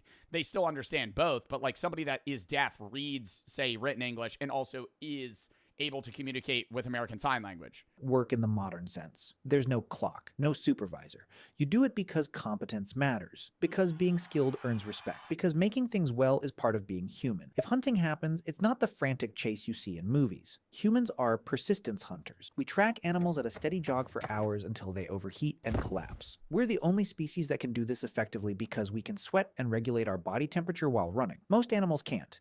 So we outlast them. The hunt might take 3 to 6 hours, including travel. Then the animal is carried back. Or even when they had the hunt for exhaustion, yeah, might take that long. But even if you have an instance where they have bow and arrows and they shoot one, they might shoot a moose. Like if you're an earlier human, you shoot a fucking big ass animal. You hit a kill shot, but now you just kind of have to follow the moose around for fucking 9 hours till it collapses. Because you can't rush at it because it'll kill you. But you just have to wait from afar for it to fucking die and bleed out. And by early afternoon, the productive part of the day is essentially over. What happens next is what modern people find hardest to understand. Nothing and everything. People rest. They sit in the shade and talk. They play with children. They groom each other, picking through hair, reinforcing bonds. They make... If you're an earlier human, your chill time is the equivalent of being just like a more evolved ape creature. Jewelry from shells or beads or animal teeth. They carve designs into bones or stones. They nap. Anthropologist James Sussman documented that among the Zhuangzi, adults spend roughly 6 hours per day in what he called social time. Not working, not sleeping, just being with other people, talking, laughing, telling jokes, because in a world without money or police or written contracts, your survival depends entirely on your relationships. If people don't like you... Yeah, but like when was there a fully spoken language where people were communicating in that way? What was the earliest spoken language? Well, I don't want to say an official language. It's impossible to know the first language ever spoken, true. Spoken languages leave no physical artifacts. Linguists estimate human speech emerged between 50,000 and 150,000 years ago, long before the invention of writing. Yeah, because written, that's where you're going to know is through written shit. Like Sumerians dating roughly back to 3400 BC, widely considered the oldest known written language. But even then, so say like 50,000 years ago, they had a definitive language they spoke to each other. Yeah, they just fucking chopped it up, just fucked around. But, like, what stories is there to do, you know? Because, like, when you hang out with your friends, you guys live different lives. You meet up. You have stories to share, things to talk about. If you're in a hunter-gatherer society with 8 people that you live with on a daily basis and you are around them all day, every day, like, what is there to talk about? You're not giving each other hypotheticals. You're not having fun, like, ooh, what ifs? What do you think about this, oh, pop culture stuff. It's all just about, like, chilling and fucking, oh, food. Maybe that's where, like, earlier religions and, like, beliefs took place because they would talk about that.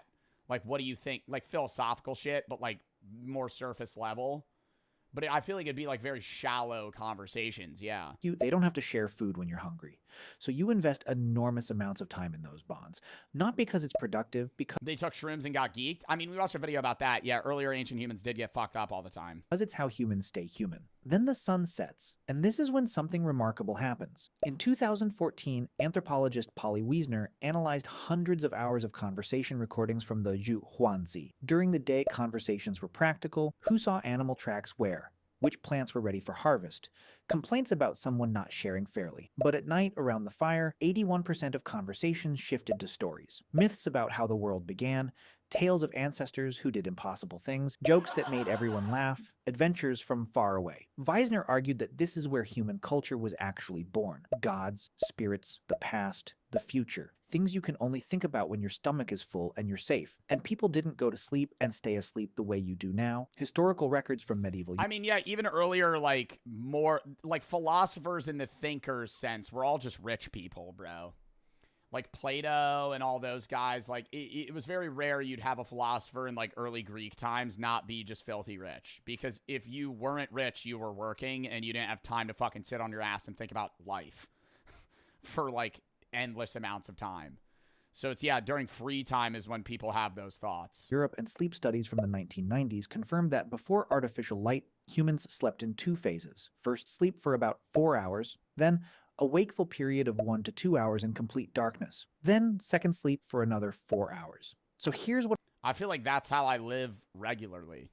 I feel like that is kind of just how I wake up at like, fall asleep, wake up 4 hours later, can't fall asleep for another hour, pass out. a full day looked like. And the whole time I'm sitting there, I'm like, damn, I could just like start my day. But then I'm like, oh, I'm just going to crash 5 hours from now. About 4 to 6 hours securing food or making tools. About 6 hours in social interaction, storytelling, grooming, playing. About 8 hours sleeping in 2 separate phases, and the rest resting, sitting, watching clouds, doing nothing in particular. Oh my God, having a fucking posted up Minecraft spawn. Holy shit. Living in just like a dope ass field on a beach, in a cave, in a mountain with a view. Existing without needing to justify your existence through productivity. Then, about 10,000 years ago, something changed. Humans in the Fertile Crescent began planting seeds and domesticating animals. Agriculture. And agriculture is a trap. Once you start farming, you can feed more people. More people means you need more food. More food means more farming. Within a few generations, populations exploded and there was no going back. Because now there were too many mouths to survive by hunting and gathering. You were locked in, and farming required far more labor. Plowing, planting, weeding, harvesting, storing, defending crops from animals and raiders. The skeleton. But that's the only reason any of us are alive. Like, if we didn't have agriculture and mass population growth, none of us would exist because your parents would have never met and your parents' parents would have never met. Like, there would be people and humans still on Earth, but they would all be very localized populations of hunter-gatherers that stayed in that circle for thousands of years. Like, if you have like, maybe your parents were in the same area, but, like, your grandparents might be from 2 different countries. Like, and then their grandparents are from a different area. Like, you would have never had people intermingle like, culture-wise or race. Like, if you're mixed, like, especially that.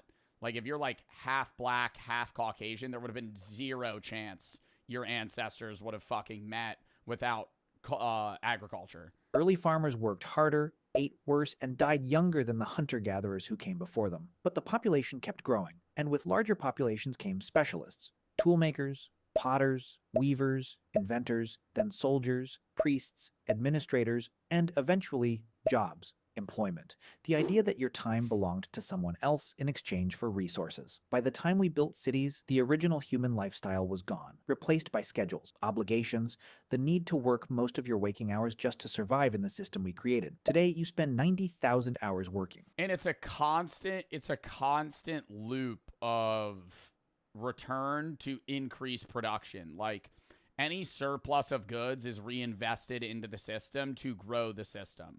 Like, we're constantly serving the future rather than the present. Anything that you do that's like, oh, this is more efficient, now we could do this. No, let's, like, we watched a video about that with factories. Like, if you're able to, like, more effectively produce energy, instead of just making energy cheaper, you just make more shit that needs energy.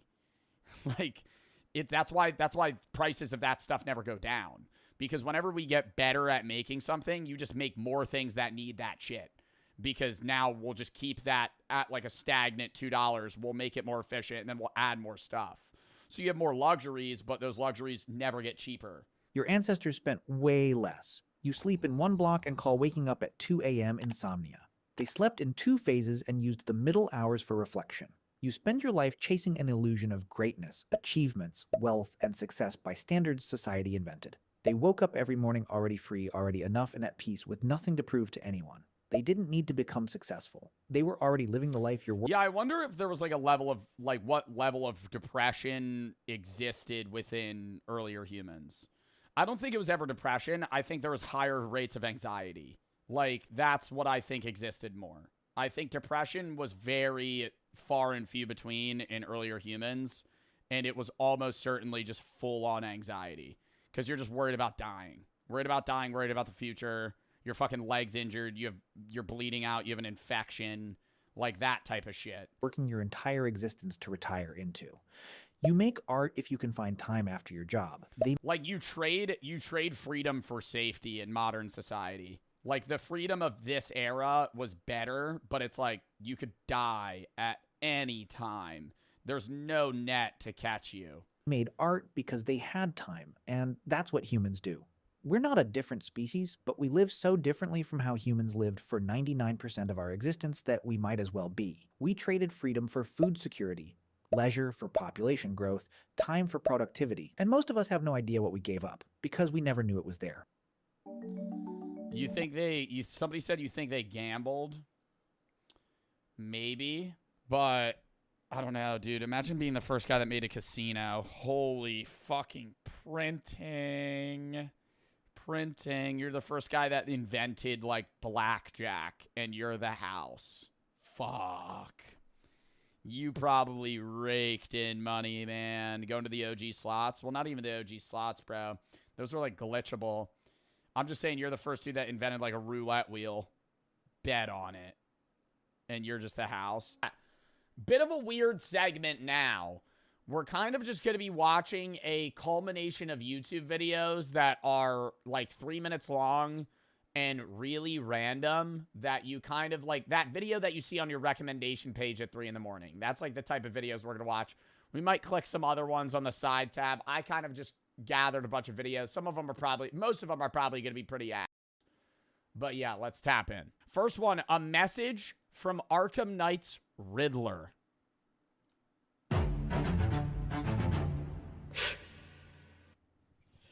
Hello, Riddle fans. It is me, Edward Nigma, super genius. I'd like to take this moment to do something I would not normally do. Oh, you're not going to give me a riddle? I can't watch a Riddler video if you're not going to give me a riddle. Well, you see, guys, I'll explain. You see, guys, I'm all riddled out. I've lost my motivation to keep riddling. I've gotten addicted to riddling. See, that was a good one. I'm proud of that. When the Arkham Knight showed up, my work wasn't really... Okay, it wasn't the best. I kind of stretched the whole meaning of riddle a little farther than I had anticipated. Yeah, it wasn't really much a riddle, more so just like destruction. They were car riddles, okay? Sorry, Arkham only lets me out a certain amount of time, and I'm not sure if I'm doing this right, like, ever. What? As you can see from this grotesque beard I have got going here, time in Arkham hasn't exactly been kind to me, and I've had a lot of time to reflect. Where's your masterful plan to get back at Batman? This is what I need to hear about the Riddler. You've been locked away for years. Now you're telling me you're out and you don't know what you're going to do next? Yes, I admit, though it pains me to say, car riddles aren't really on brand for me. It was a hard time, okay? I was running out of things to riddle. I was burning out here. I promise you. Him cosplaying as the Riddler and saying that he's having burnout as a problem is fucking hilarious. You that my next riddles will come back to their golden age again. We'll have, well, I'm not sure what we'll have yet, but I'm working on it, okay? Let it be known that the Riddler is not done yet. When I get out, the streets will run with riddles. When you get out? Oh, is he still saying that he's in prison? Dude, you have family photos in the...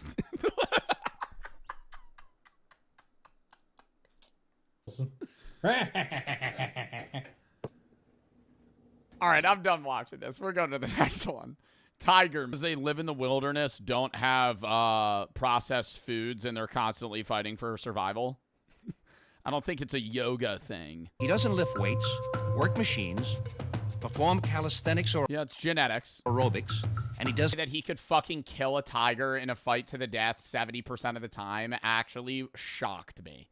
I know he's 6'5", 250, but you're not killing a tiger. A tiger. They weigh like 400 pounds. What are we watching? Did you have to take an edible? Oh, you think I'm high because I'm watching tiger yoga? Tiger moves. Tiger Ironically, when man sets about to improve his health and physical fitness through exercise, he devises systems which lack the simple wisdom of the tiger. Low-impact aerobics has far less injuries than high-impact, as does belly dancing, with its smooth and completely natural. Are you trying to tell me that I'm gonna have the body of a tiger if I start belly dancing? What the fuck? I do low impact jazzercise and I'm gonna get fucking ripped? No. Natural I'm gonna burn 30 calories, eat 2 Oreos, and I'm already gonna be in I'm out of the deficit. Tiger moves. The best and most natural exercise system man can use. I'm John McSweeney, and I'm gonna cover 7 of these basic tiger moves. Inhale back with tension. Yo, is he just like in boxers right now? Like, what am I feel like I'm watching like an old grandpa that's just crazy telling me I need to start doing tiger exercises to up my testosterone levels. Exhale forward. Love the nipple cam. Try to reach for the stars. Reach as high as you can. With tension. Great tension. Come forward with great tension. Yo,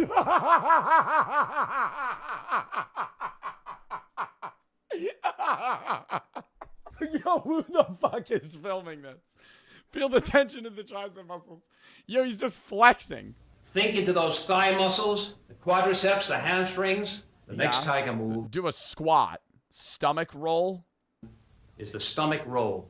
This exercise now from the When does a tiger do this? side, I push down and roll up. Flex, force it down. Come up. You've just learned in this tape I love how he's in a suit and tie now. 3 critical areas of life and self-defense. Self-defense. I've learned three needed things for life and self-defense. They're gonna enable me to defend myself if an oncoming attacker approaches me. You with one thought. It pertains to nations, it pertains to the individual. First a warrior, or all else is folly. A warrior. Next, we're gonna be learning Wario moves. First, a warrior, or all else is folly. Old people fighting. In the cart, and you'll be at the other end of it. Ooh, cold. Oh. Ooh, cold. Try to make him flinch. But he's light on his toes. Because he's got that big dog energy. Don't matter, he's 85. Oh. Wow. As soon as you turn your back, she hits you with a trap. I'm standing beside you and for you. What's that? She does it again. Hit her over the head. I'll take yours and hit her over the head. I'll never come back here again, and I'm going to advertise this. There's a bastard here. Would you keep using... Wow, that's angry. That's an angry grandma there. The word bastard. I feel like that's an old person insult. To be like, you're a bastard child. this terrible word? What does it mean to you? Does it make you feel good, or what does it do to you? None of your This guy just mogging the camera right now. I don't think he's there. goddamn business. Now get going. Going where? Fall in your tracks. Go on. Go. Do you think I'm going to move because you're telling me? You've got something coming to you. Big time. I hope it's not anything I like love that the level of aggression is so weak because they're so old that it just kind of sounds like they're talking, but they're basically using like old term fighting words. you. Anything. There's not another person in this world like you. That's great. Yeah. Ooh, wow. Wouldn't that be nice? That's wonderful. We have to get rid of that bastard. No. Is that the only word you know? Yo, he keeps walking away. He keeps walking away. She calls him a bastard. He comes right back. He's like, you really think you're going to tell me where I'm not allowed to walk? Why don't you go and have your lunch? Yeah, go eat. Oh my God, do you think he's actually going to like hit her? You might feel better after you eat. Keep your hand to yourself. You hit me and Jesus, I'll knock you right out. What with? Your imagination, that's what's Yeah, you tell him. You tell him. hitting you in the head. Oh, he's getting up. Give it a minute, bro. We got to fight here in about 5 minutes. Please go, Ellie. 5 minutes. He's standing up. Is he sitting down? Is he standing up? I don't know what's happening. You say that once again, I'll really He's coming let up. you have it. He's So getting far, up. I have laid a finger on you. I'm You behind better you. not, either. He's getting up. Why? What do you mean I better not? You better not This put guy still hasn't moved. a finger on me, either. I wouldn't want one of your goddamn fingers on me. Oh, he's Or back your- down. Anything of you. I hope you fall and break your nose. Oh, here we go again. Fall and break my nose. Oh, wow. Watch it. What? See if you'll do it. Close your mouth. You know, old people in nursing homes have like the highest rate of STDs because they just have sex all the time. And when you have, if you have a family member in a nursing home and they have sex, they have to call their family. There's like, yeah, no, there's like orgies and shit that go on there. It's like that bad because they're having like unprotected sex and I mean, you know, most of the women are through menopause, so it's like they can't have kids. No, it's true. And so like say it's like say you have your grandpa or grandma, they might call you and be like, you know, Grampy got into a bit of activity. He might have to get tested for syphilis. You got to come pick him up. You shut up, too. He comes storming back in. Oh, you think you could Oh, you think you could tell me to shut up? You have another thing coming. Worst job interview, Odisha guy. March of 2012. Hi, so tell me about yourself. Ooh, it's like a Zoom interview. Sir, I am sitting in front of yourself, myself Rakesh Mohanty, and I am technology mad. But if you will ask me what is my passion, I will say hardware. But this is for the first time I am doing on Spiky. Skype.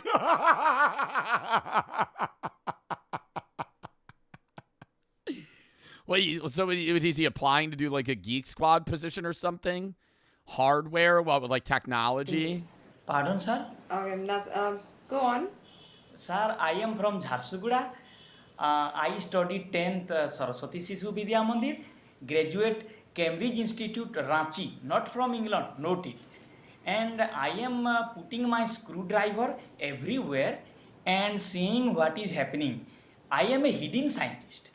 Okay, so what experience? I feel like this is like a like an application to like a university. Putting my screwdriver everywhere, seeing what happens. I'm just like a curious soul. Okay, so what experience do you have? Sir, I am working with BSNL telephone company. Whenever the line goes up, I ride the telephone khamba and make the line good. And during my spare time, I chat on girls on Facebook. that is not for. Yo, first half, you know, you're answering the question here. You don't need to tell the interviewer that you flirt with girls on Facebook in your free time. And also, I collect pan masala wrappers. Okay. I have a huge collection, almost 2,000. And how do you see yourself progress in this career? Sir, I will have a fruity career in your steamy company. And I will perform and reach the climax position. Okay, and can you shift to Oman? Will you have any problems shifting to Oman? Sir, I do not have any problem to. They have to move countries. Shifting abroad country, but I will not change my religion. Otherwise, I am very open-minded, and I am always happy, even when I am sad. And I am morally very good, morally very high. And I have also my resignation letter ready from BSN. Okay, so then we'll get back to you. Sir, I am getting the job now. We'll get back to you. Thank you. Thank you very much. That didn't seem real. That did not seem real. That did not seem real. I like that guy. No, he seemed nice, but I mean, he was a bad interviewer. He was like, yeah, I'll move. Not going to change my religion, though. Valid. I don't think that was being asked of you. Did he get the job? We'll never know. That was from 13 years ago. Bear attack. Man is trying to run away from attacking bear. On a bicycle? Cooked. Can't bears run like 30 miles an hour? Like top speed? And he just started riding? Oh no, it cuts. Wow, what a peaceful bike ride otherwise. If there's no bear in the region, this is why you gotta blast like fucking Lil Pump when you ride through the woods to scare the bears off. Oh, fuck no. Oh my God. He gets away from that? Oh my God, dude. The way I would fall off the bike. That's a good 10 feet away from him. That is a big ass brown bear right there. It's not even making noise. Holy fuck. This is CGI? AI? Chat, this was posted 11 years ago.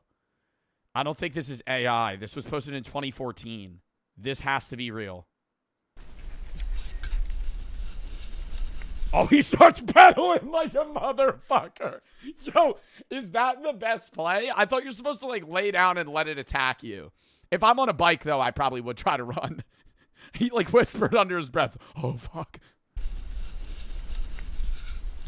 Yo, I would be pedaling as fast as I could. Yeah, you got to switch that gear up, bro. I'm going in 7th gear right there. Is that fake? I can't tell. It's oddly quiet. I feel like I would hear a bear growl. Is this real? I gotta go in the comments. I don't know, man. This being from fucking 11 years ago makes me think it's real. It's just the quality of the video is so bad that I can't tell. Nah, it kind of does look like a PNG running. I feel like this is still probably a scenario somebody's been in where they're like riding a mountain bike and a bear starts chasing them. You know the one that I have seen? Actually, is it fake?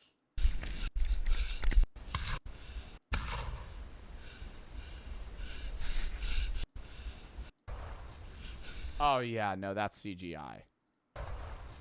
Oh my God. You know the one that I have seen that is real? Snowboarder bear. This is real.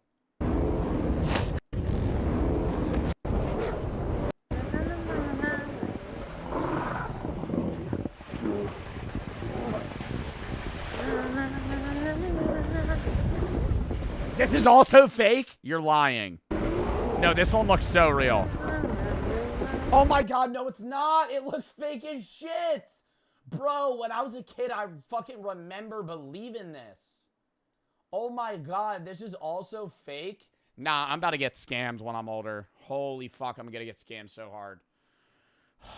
Stop. Touched by a wild mountain gorilla.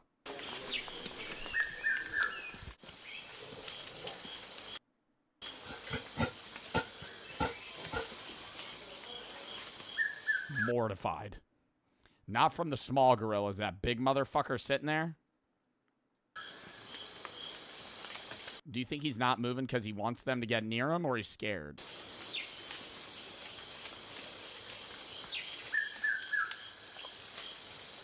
Oh, he's like protecting him. Holy shit. I think I'd start pissing myself. Look at him. He's fucking eyeing him down. Like how fast he'd kill him. He did pee his pants? No, that's a shadow.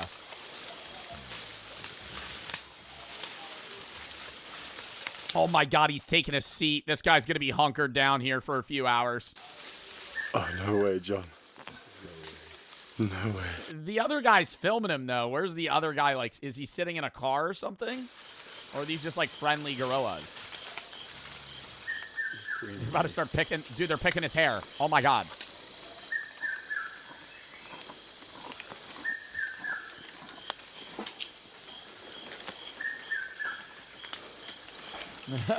Yo! He's happy. I feel like I'd be so nervous. I don't think I could do this. I think these might be on like some like more public like wildlife conservation thing. They're used to people. Feeling now, John? My heart is racing. The silverback is just behind you. He sat a meter behind you. And there are 3 babies squashed between him and you. Yeah. You just hear Josh. And he's like, what? And then he just gets his fucking head ripped off. It's touching your hair. Bit of it's actually grooming. Here comes a female. Oh. Yeah, like he can't see that one. It's that black shirt of yours. And the Dude. silverback. Now the little one's climbing up. Oh my god, they think he's a gorilla? To get a closer look at your hair. He's on his back.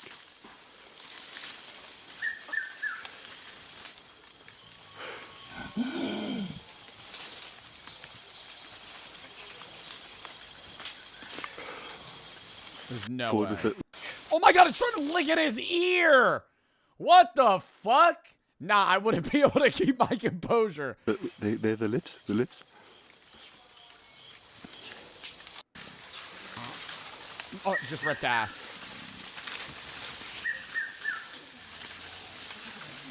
Oh, did it just poop? Or did that fall? Oh, that's a leaf. I would not be able to do that, dude. That is so... I feel like that's so sick, but it's so scary. Oh my god. Elephant seal battle for the right to mate. Now we're getting on the animal video rabbit hole.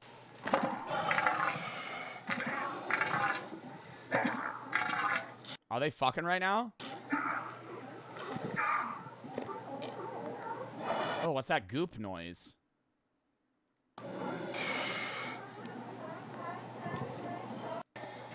Yo, why he filming this? Dude, I always find, like, elephant seals and walruses to just be the weirdest animals. Like, they're just fat. Like, they're literally blobs that kind of just roll themselves across the ground. He's eating his nose, like Squidward. Nah, he's sucking on his own nose right now. That's crazy.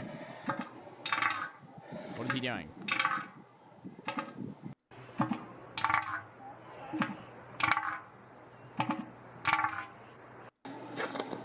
Oh, he's on the move. Low mobility. This is a definitive tank build. Oh, nah, he's challenging him. He's challenging him. Mid romance scene? Oh, nah, she's getting the fuck out of there. Oh, they're big dogging each other. Whoa! His dick's out. Whoa!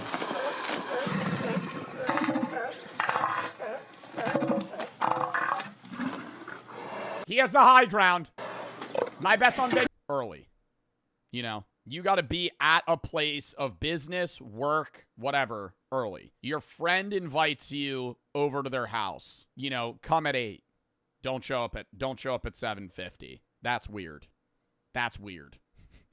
I say that. If I tell you, hey, be here at 8, show up at 8:15. Don't show up at 8. That's weird.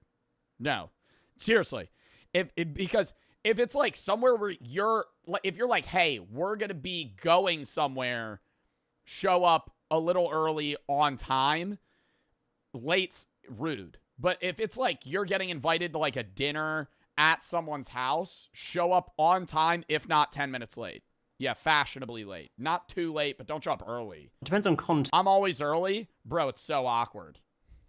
You know it is, too. Have you ever been the first person to show up at a friend's house at a gathering? It sucks. It sucks. You never want to be the first guy. If you're the first, I just sit in my car. That's the move. You sit in your car while somebody else shows up, and then there's more than 2 people. I think it's different. Maybe, okay, I'm just saying this is a guy thing, at least. If it's a guy hangout, and there's like 8 guys, being the first guy to show up, it's like, you know, it's now we're like a duo. It's not really a hangout. You know, you want to be like 3 people more. So it's just you and him. Now you're just talking, you know. I'm sitting here acting like that's not what would regularly happen anyway. Text. Socially, if I said to someone, come for dinner at 7:30, what I do not want is people to be early. I would much rather someone was half an hour late than 5. Not want is people to be early.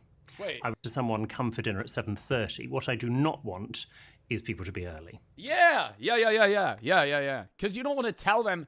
You tell them a time knowing they'll be like 15 minutes late, and that gives you that leeway to be like, oh, fuck, I forgot to do this. I got to get this done real quick. I would much rather someone was half an hour late than 5 minutes early. I'm probably not ready at 7:25, but I will be ready from 7:30. For a business meeting, however, if it says it starts at 11, it means maybe I am very proper. Starts at 11, not you rock up at 11, go to the loo, log onto the Wi-Fi, get a tea and coffee, ready, and then sort of by about 10, yeah, like a meeting, bro. Pull up 10 minutes early. 10 past 11, you're ready to start. So there you arrive a little bit early, ready to start at the time the meeting says. What do you do if you forget someone's name? I forget. Never figured this one out. I'll never know. I'll never know.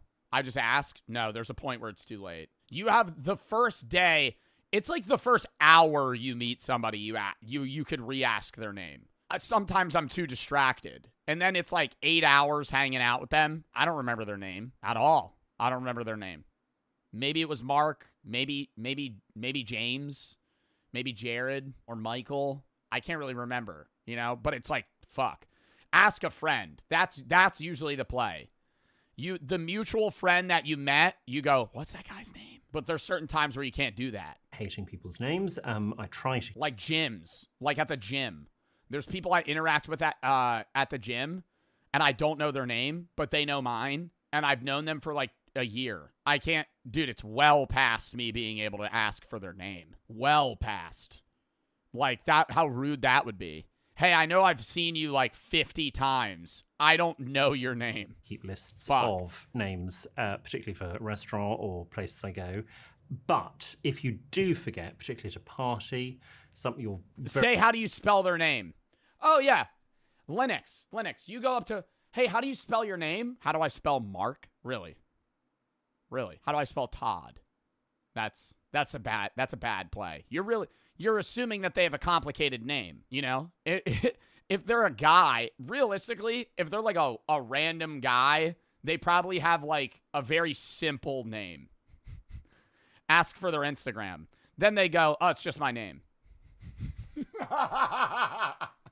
I've had this happen. Be like, oh, you type it in. You got to ask them to type it in. Very good friend Bob comes over to say hello to you. You have to introduce Bob. Ask for their Snap. Yeah, and then it's the Snap username they had when they were in 3rd grade, and it's Fluffy Banana 83. It's not even their fucking name. And the person whose name you have forgotten, you can do one of several things. You can either go, I assume you two have met. And then hopefully they go, no, we haven't. Hello, I'm Bob. Hello, I'm Steve. And it's fine. Or you do the introduction. You go, Bob, I'd like you to meet. And you go, I'm so sorry. Please remind me of your name. Steve. No, Steve, I know your first name. I meant your last name. Jones. Steve Jones, may I introduce Bob Smith? And you do it that way around. It's a complete bluff. Steve might clock to what you're doing. But again, he doesn't have to flag that he knows what was happening there. What are the best biscuits for dipping? Oh, who gives a fuck? How has social media impacted etiquette? What are the best biscuits for dipping? That's a dumb question. Big time. Etiquette has to reflect and adapt to the society that is around us. Otherwise, etiquette would not exist. And it's a shapeshifter. It constantly changes. And social media is such a big part of our lives. And etiquette is about interacting with other people. And how a lot of us interact with other people now is via using social media. I guess the thing that's springing to mind is the comment section, of which on this very video there is a comment section. And I'm saying this with love. Just because you can comment doesn't mean to say you should.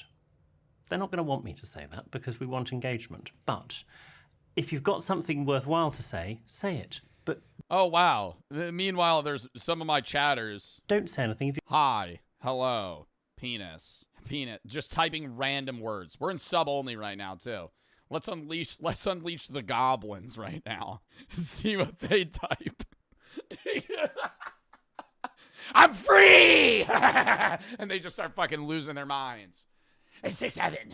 6-7. You don't have anything worthwhile to say. Don't feel you need to. We don't have to have an opinion on everything. Be very boring. Should you wear shoes inside? So in some cultures, absolutely not. In Japan, for example, they're very big on removing shoes. I think if you wear shoes inside, that's up to the house owner, or the homeowner, the apartment owner, whatever it is. You know, it's their rule. If I see shoes at the door, I'm usually taking my shoes off. I don't like to. I've said this before. I'll say it again. We're going back in subtly. I've said it before. I'm saying it again.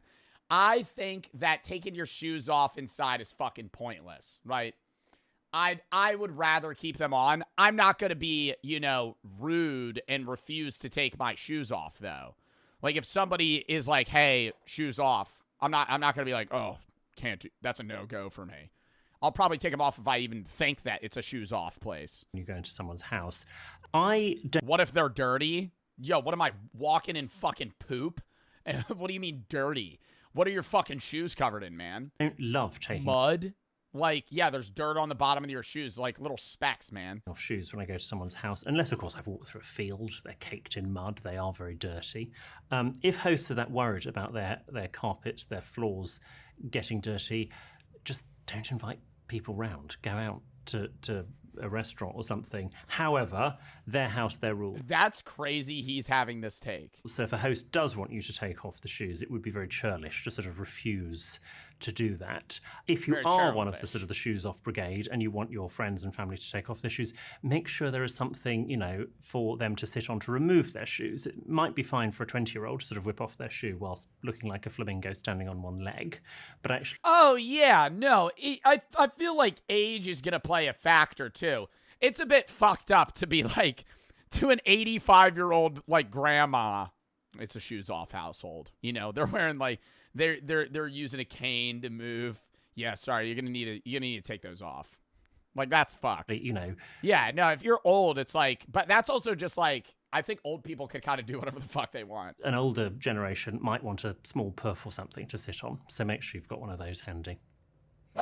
Are Irish exits okay? No. Love an Irish goodbye. Love an Irish goodbye.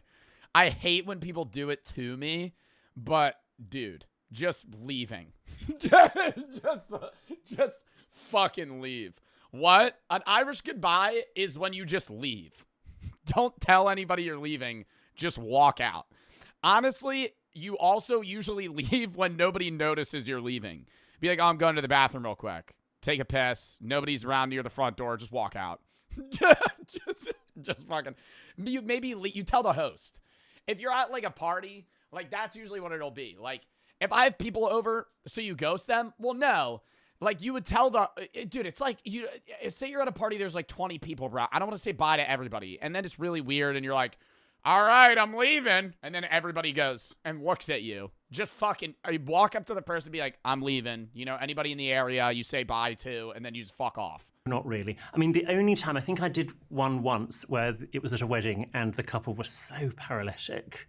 I thought even if I do say goodbye to them, there's not a hope in hell they're going to remember it. So I did just go, and my taxi had arrived and had sort of been waiting. They were that fucked up at their own wedding? Sufficiently long enough that I was going to start getting charged. But no, generally you do at least need to say goodbye to one, if not both of the hosts, whatever you are at.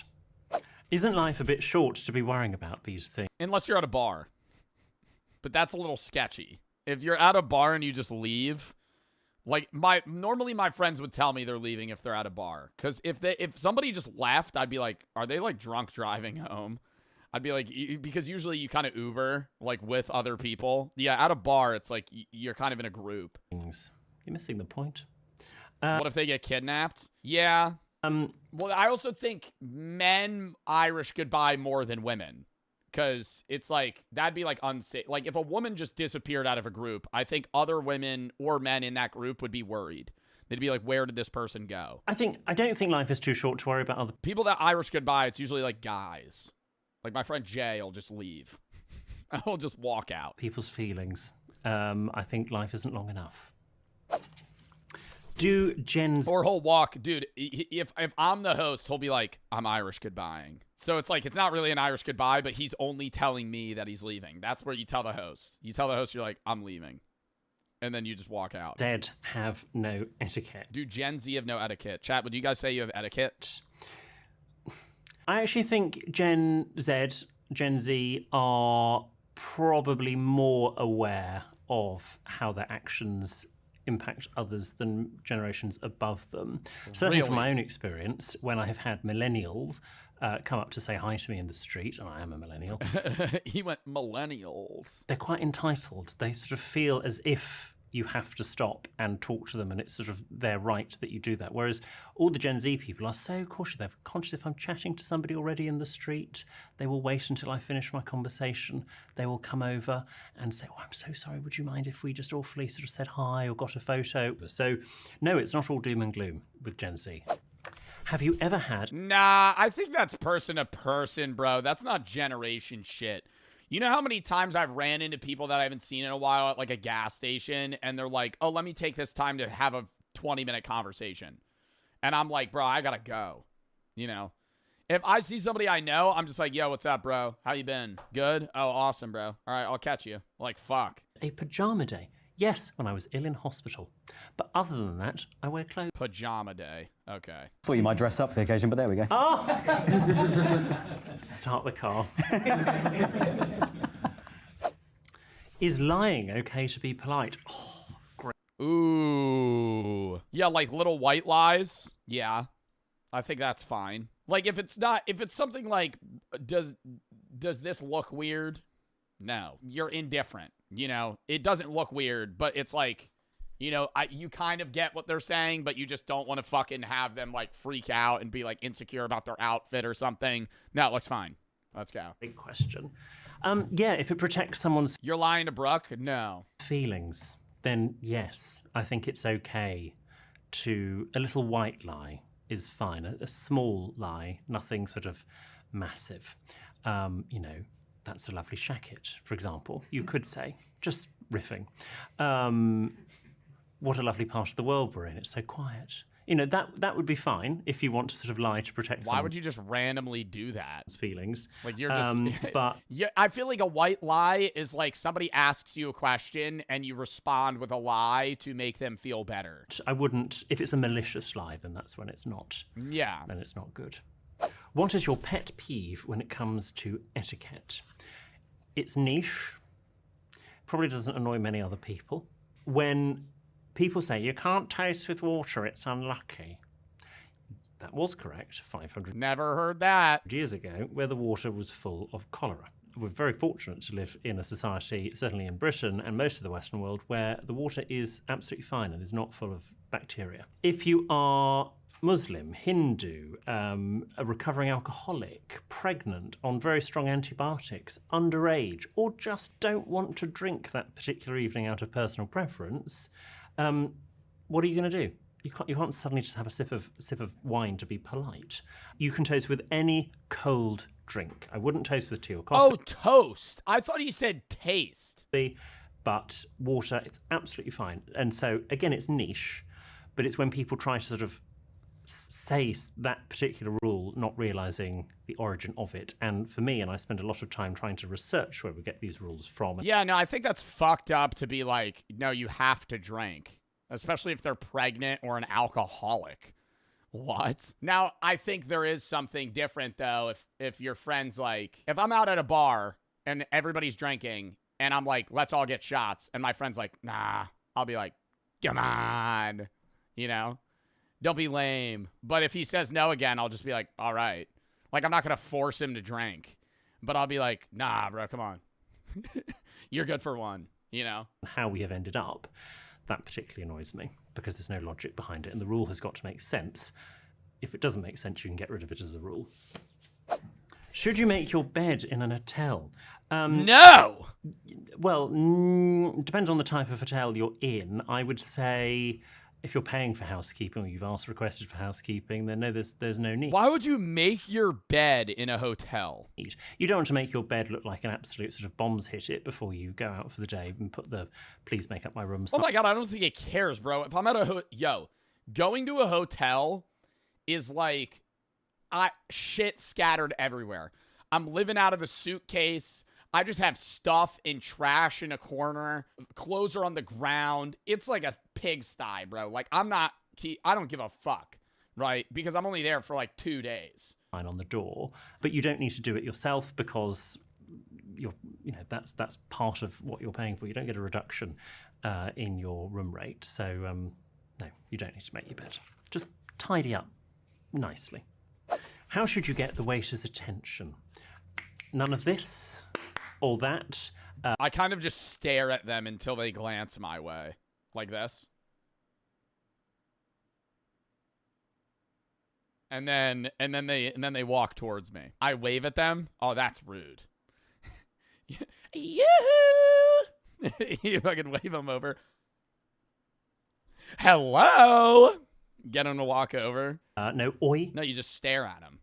Don't need to shout. It's simply done with... Ooh, I have done the check. If they're far and we want to leave, I go, if they look at me, so they don't need to walk over. You know, you do that. Little pen, bring it over. Body language. So you sort of sit up and back, eye contact, hand at the level of your eye is absolutely fine. And if they're well trained, they should come over. The main differences between the USA and Britain in terms of manners.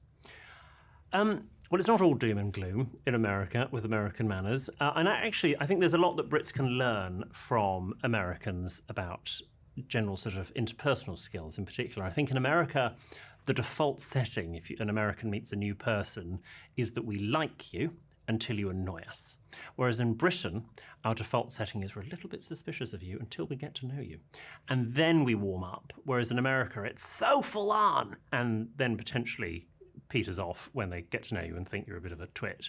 But I think it's probably better. Wow, I kind of like the British thing better.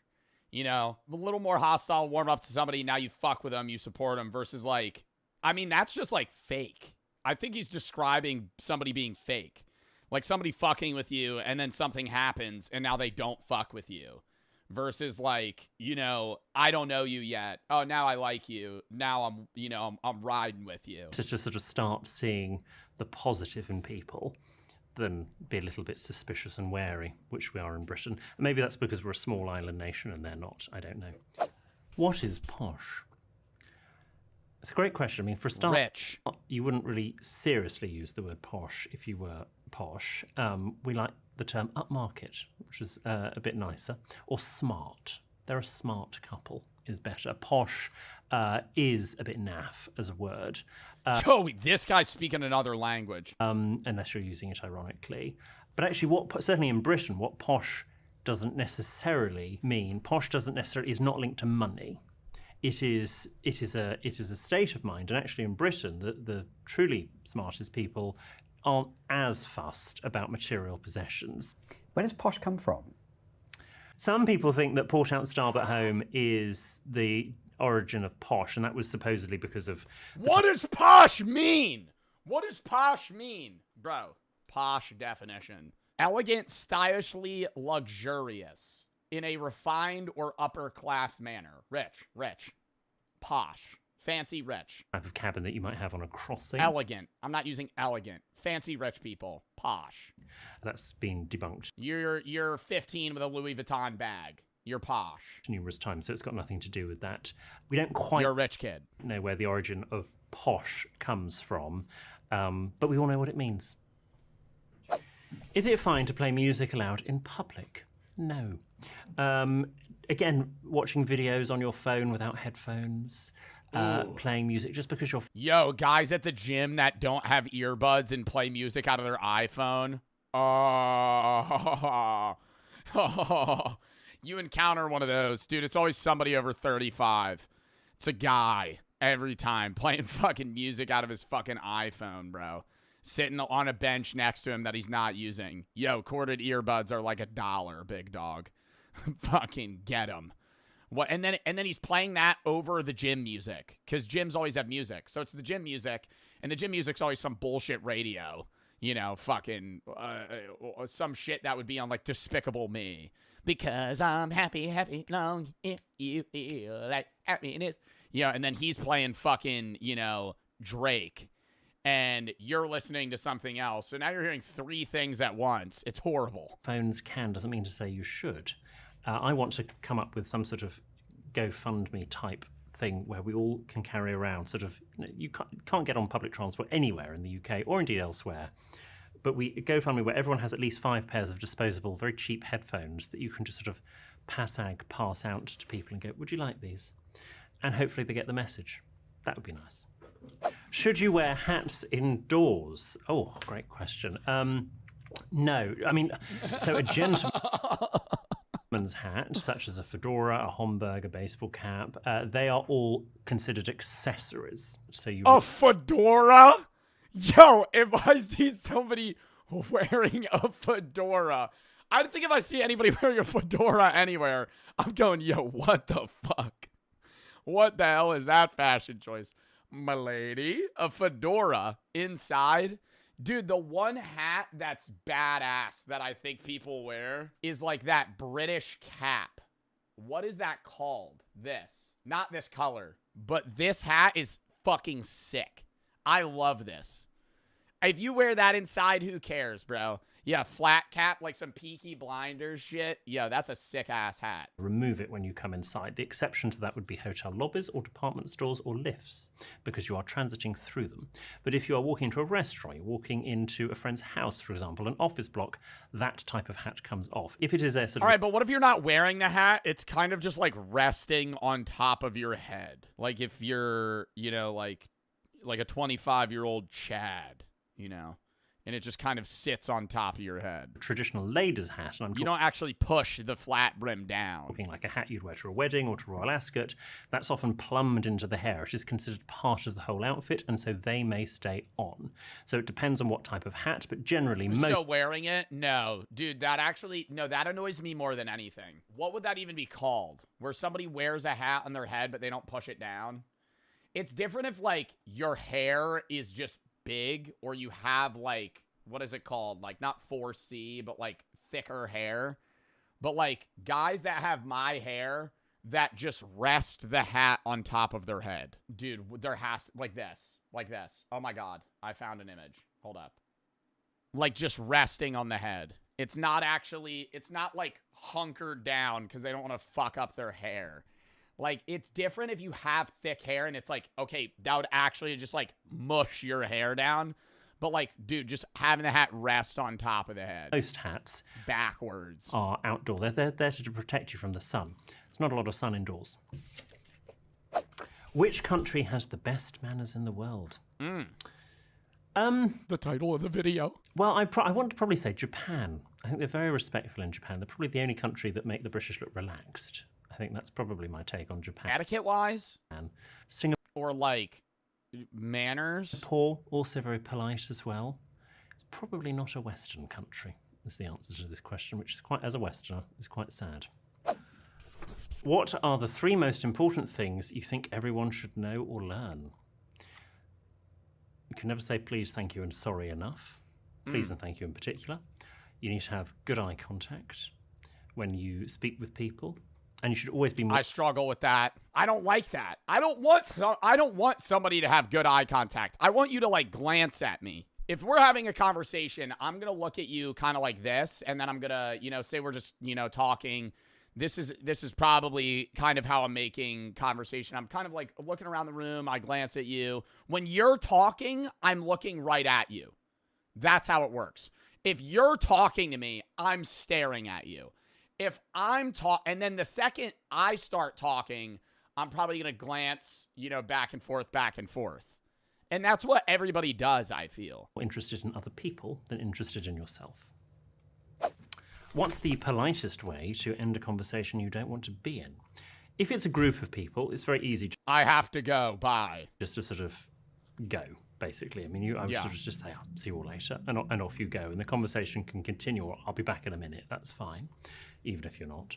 But if you're talking with just one person, it's quite difficult. Ideally, I mean, we've all been that person at a party with no one to talk to. Nobody likes it. So try to introduce them to someone else before you exit the conversation. That's always better.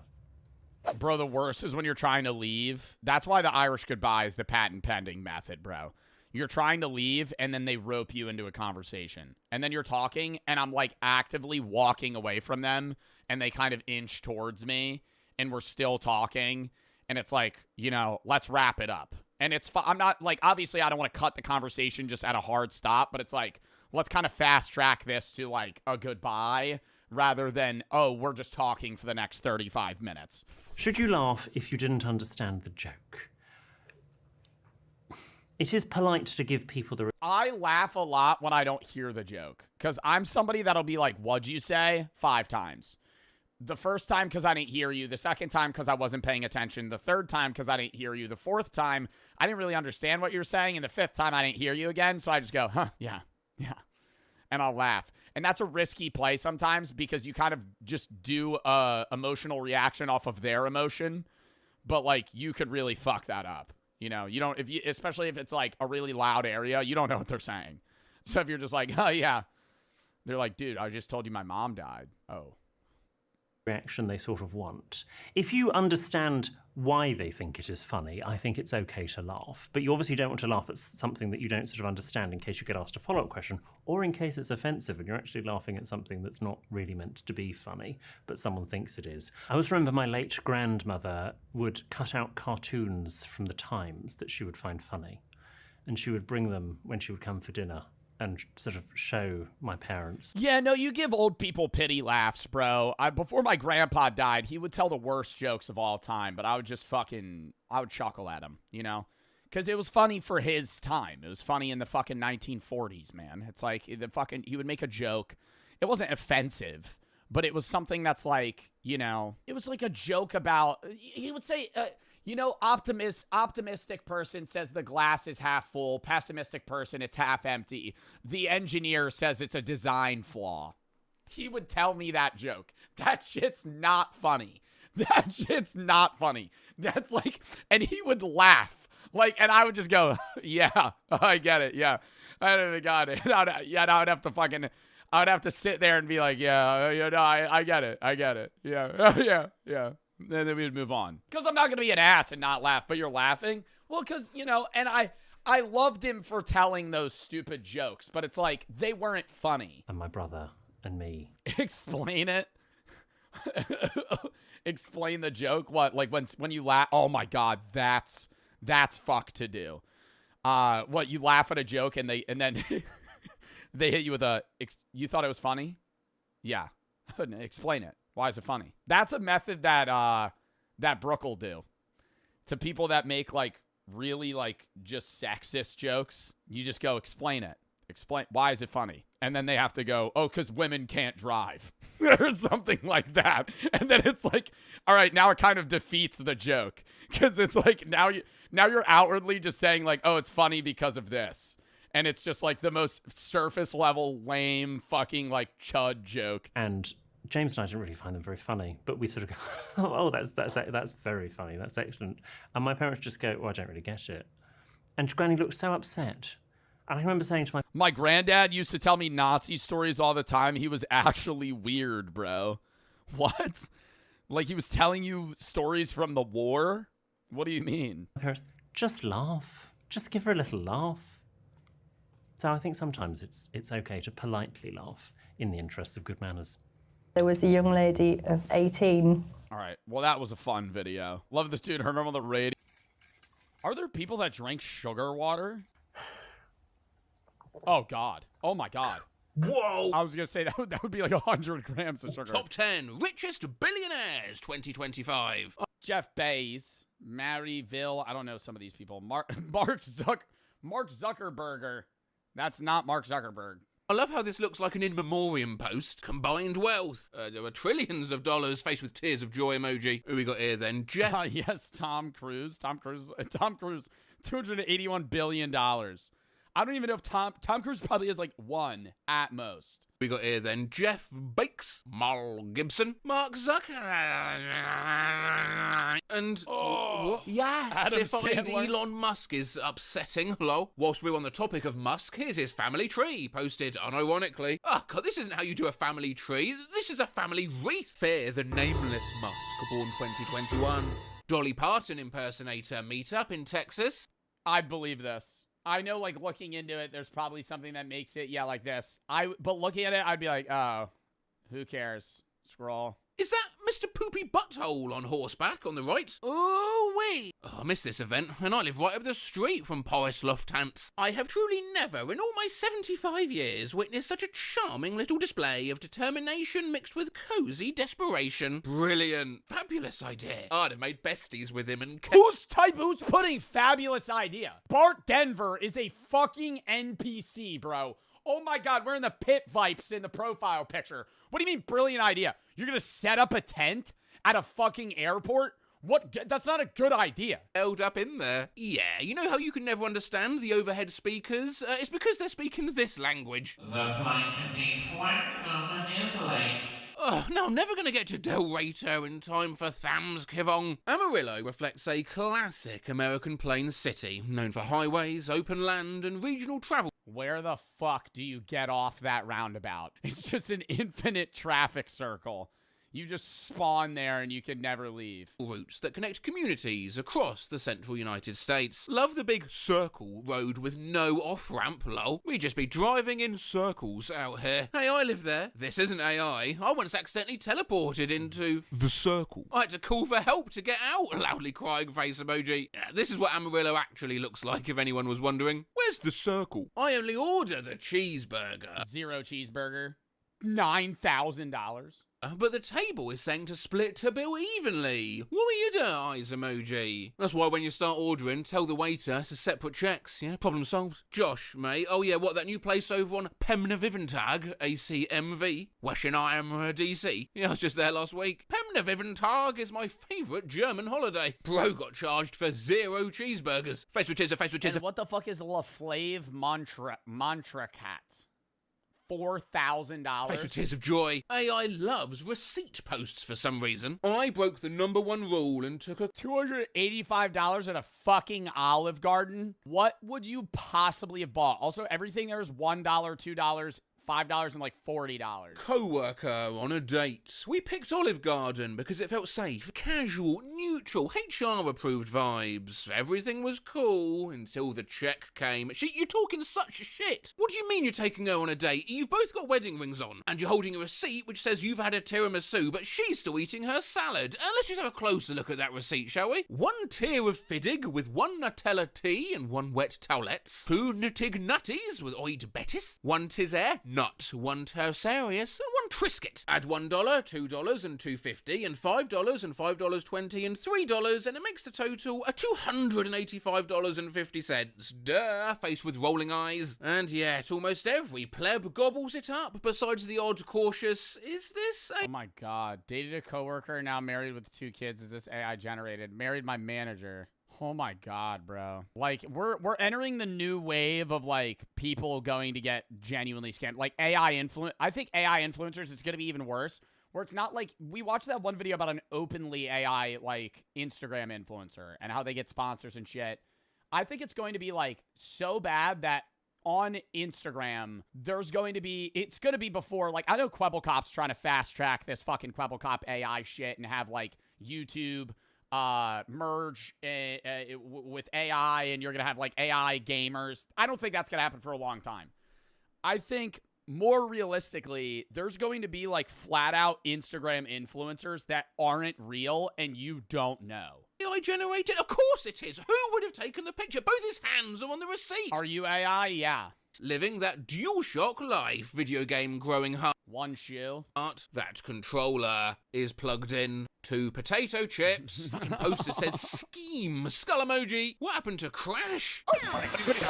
Look what it did to Space Jam. Swamp Jam is an absolute classic. I will wore a sneaker on one foot and went barefoot on the other, which was the style at the time. Yeah, when your mum barges in your room when you're hanging out with your friend, so your shirt is backwards and you only have one shoe on. Collectors! Automobile dash symbol. Cars 4, 2026. Hype! Lightning McQueen. Who the fuck is that? Who the fuck is that? There's another Lightning McQueen in the back with one eyeball. Oh my god. No, this is terrible. He's back. Seymour. No, don't Seymour. This is AI. Disney said multiple times they'll never make another movie due to Pixar no longer having the partnership with the animation studio that did the Cars and Planes movies. Nice. I mean, you didn't really need to say that because there's a Cyclops with a three-eyed one. What is this supposed to be? What the fuck is this? Jesus is still king. Can I get an amen? Amen. No, wait. AIM. His own patch says Jesus. Is he saying he is king? Weight loss salad. Cucumbers, cherry tomatoes, onion. Those are some big fucking cherry tomatoes, lol. Stinky dicks, bagel seasoning, when only the finest will do. And the dressing only has 50 muffle per serving. Jack-o'-lantern emoji, POV, Halloween in the 90s, jack-o'-lantern emoji. More AI, which... What, because there's just like pumpkins in the street? I think I'd fall for this one because nothing stands out as like absurd to me. Tragically, humans were reacting with their real organic memories too. Yeah, I really miss when I was a kid and we just put pumpkins in the middle of the road. Nobody puts pumpkins in the middle of the road anymore. I miss the days when street lamps were just long sticks with nothing at the top. I also really miss those teeny tiny automobiles from the 90s that got banned after that one incident in 1999 that caused the media to erase them from the cultural continuum. I'm imagining a horror movie where someone gets sucked inside one of these AI hellscapes. Grocery store, 1920s. Hashtag vintage retail. Hashtag selling a lot of peas. Peas 15 cents. Peas 15 cents. Peas 15 cents. Women of the 1920s. Peas and coffee. Is that the only thing that they sell? Hi, yeah, I'll take some peas and some, peas. Oh, and some puffers. Coffee and peas is all one needs. In Mobile, Alabama, 23-year-old Red Lobster server arrested after no-tip receipt sparks seafood night chaos. Now, this is a tough one, and obviously it's got all the guys out there making fools of themselves. I mean, maybe it's real. Maybe it's real. Yeah. Oh, there's just one thing I find mighty confusing. It says the mugshot there is taken on the 18th November 2025. Now, see, I thought Mobile Alabama's Red Lobster shut down on May 2024. That's awful curious. Plus her Def Leppard shirt says Def Leppard. These are the sorts of AI photos which go the most undetected, though, largely as men on Facebook with these sorts of profile pics are too busy commenting like, I mean, Jesus. What did that say? Come arrest me and book me to your life, Miss Officer. Commenting like, I mean, Jesus. So you're saying when a man gets you as his girl, you come with handcuffs? Count me in. Christ, what are you doing? The comments are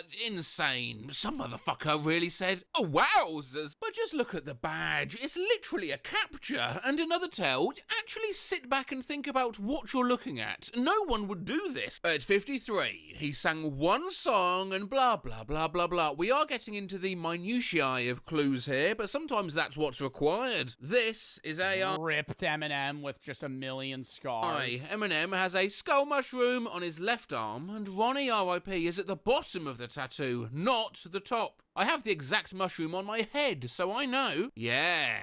I mean, they also kept the prompt, so sometimes... Where? Oh. Just Truth Scars Legacy, Ren and Rhyme, ultra realistic, AK detail, shallow depth of field. Digging down into the tiniest of clues isn't required, though. German short-haired pointer group shared that loyalty never fades, only remembered in silence. Generations pass, but a German short-pointed coins always remember. If I ever see some shit where if they tell me the weight of the burger on the menu, don't order it. Don't order it. That's the Joe Bart rule of thumb. If they tell you the weight of the patty, they're about to wheel that bitch out. The bottom bun's going to be sopping wet, and it's going to be that thick of a fucking burger. Like they just took a packet of ground beef and went, and then plopped it. The fucking guy on coke in the back that's cooking that shit up mushed it, fucking just wedged it on there.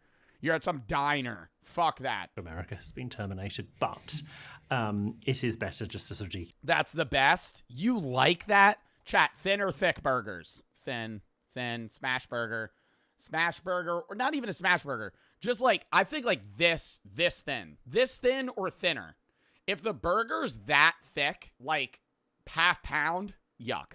You can't make that taste good. Construct it and cut and eat it with a knife. Just stack multiple thin burgers. Just get 3 thin burgers. And fork. Yes, they're delicious if that's your thing and you want to eat a burger, whether it's beef, chicken, or a veggie burger. However, it is a burger at the end of the day. And if you're trying to present a certain type of image to either the person you're on a date with, a colleague, a future employer, an ambassador, you know, whoever it is, don't order the burger. If you saw the late Queen eat a burger, all of a sudden she is not the late Queen, because the Queen does not eat burgers. I'm sure the Queen did eat a burger in private, but in public you have your public and private image, and actually sometimes you need to not necessarily order the thing that you want to. Go back the next day and have the burger when you're not around other people if you desperately want it. What do you think the Queen's McDonald's order would have been? A secret McDonald's order? Oh, she was anyone's for a fillet of fish. She was. She did. Filet of fish. Is it okay to ask for seconds? No. If it is offered, if you come to my house and there is leftover... Who the fuck asks for seconds? Lasagna or something, I would say, would anyone like any more? That is fine. But if you can see some lasagna on the side... Me? I don't think I've ever asked for seconds. I don't think it's rude. Usually you're just offered. Any situation where you want seconds, it's probably like a buffet style, no? Like if you're at a family dinner, they probably have more food than you need, at least in the US. From how I understand US family dinners, there's always more food made than needed. And so you could just grab what you want. You make your own plate. Versus like dinner actually... Do you guys have dinners where you're actually served? Like where they pre-make the plate for you? And it hasn't been No. offered. Unfortunately, as a No. guest, you can't say anything. And maybe that's because the host is thinking, good, well, that'll do my lunch tomorrow. So I don't need to offer. Or maybe there's only one portion and there are 6 guests. And actually... Thanksgiving? That's the one holiday where you're definitely just making your own shit. What? Thanksgiving? Your family makes pre-made plates? I would hate that. I would fucking hate that. There's too many things. I don't want somebody to choose for me. You know, I want to grab 3 rolls, a lot of bread. Getting a lot of bread because I'm not a big fan of the Thanksgiving meal. 2 pieces of turkey, some sweet potatoes, some mac, you know, other shit.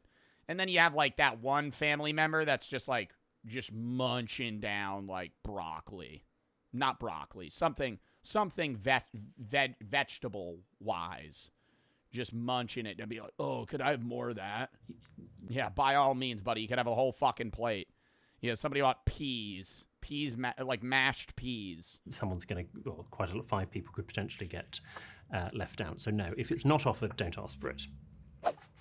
Do you break the rules when you're alone? Don't care. Leave a word. You're trying to, boring as I point now.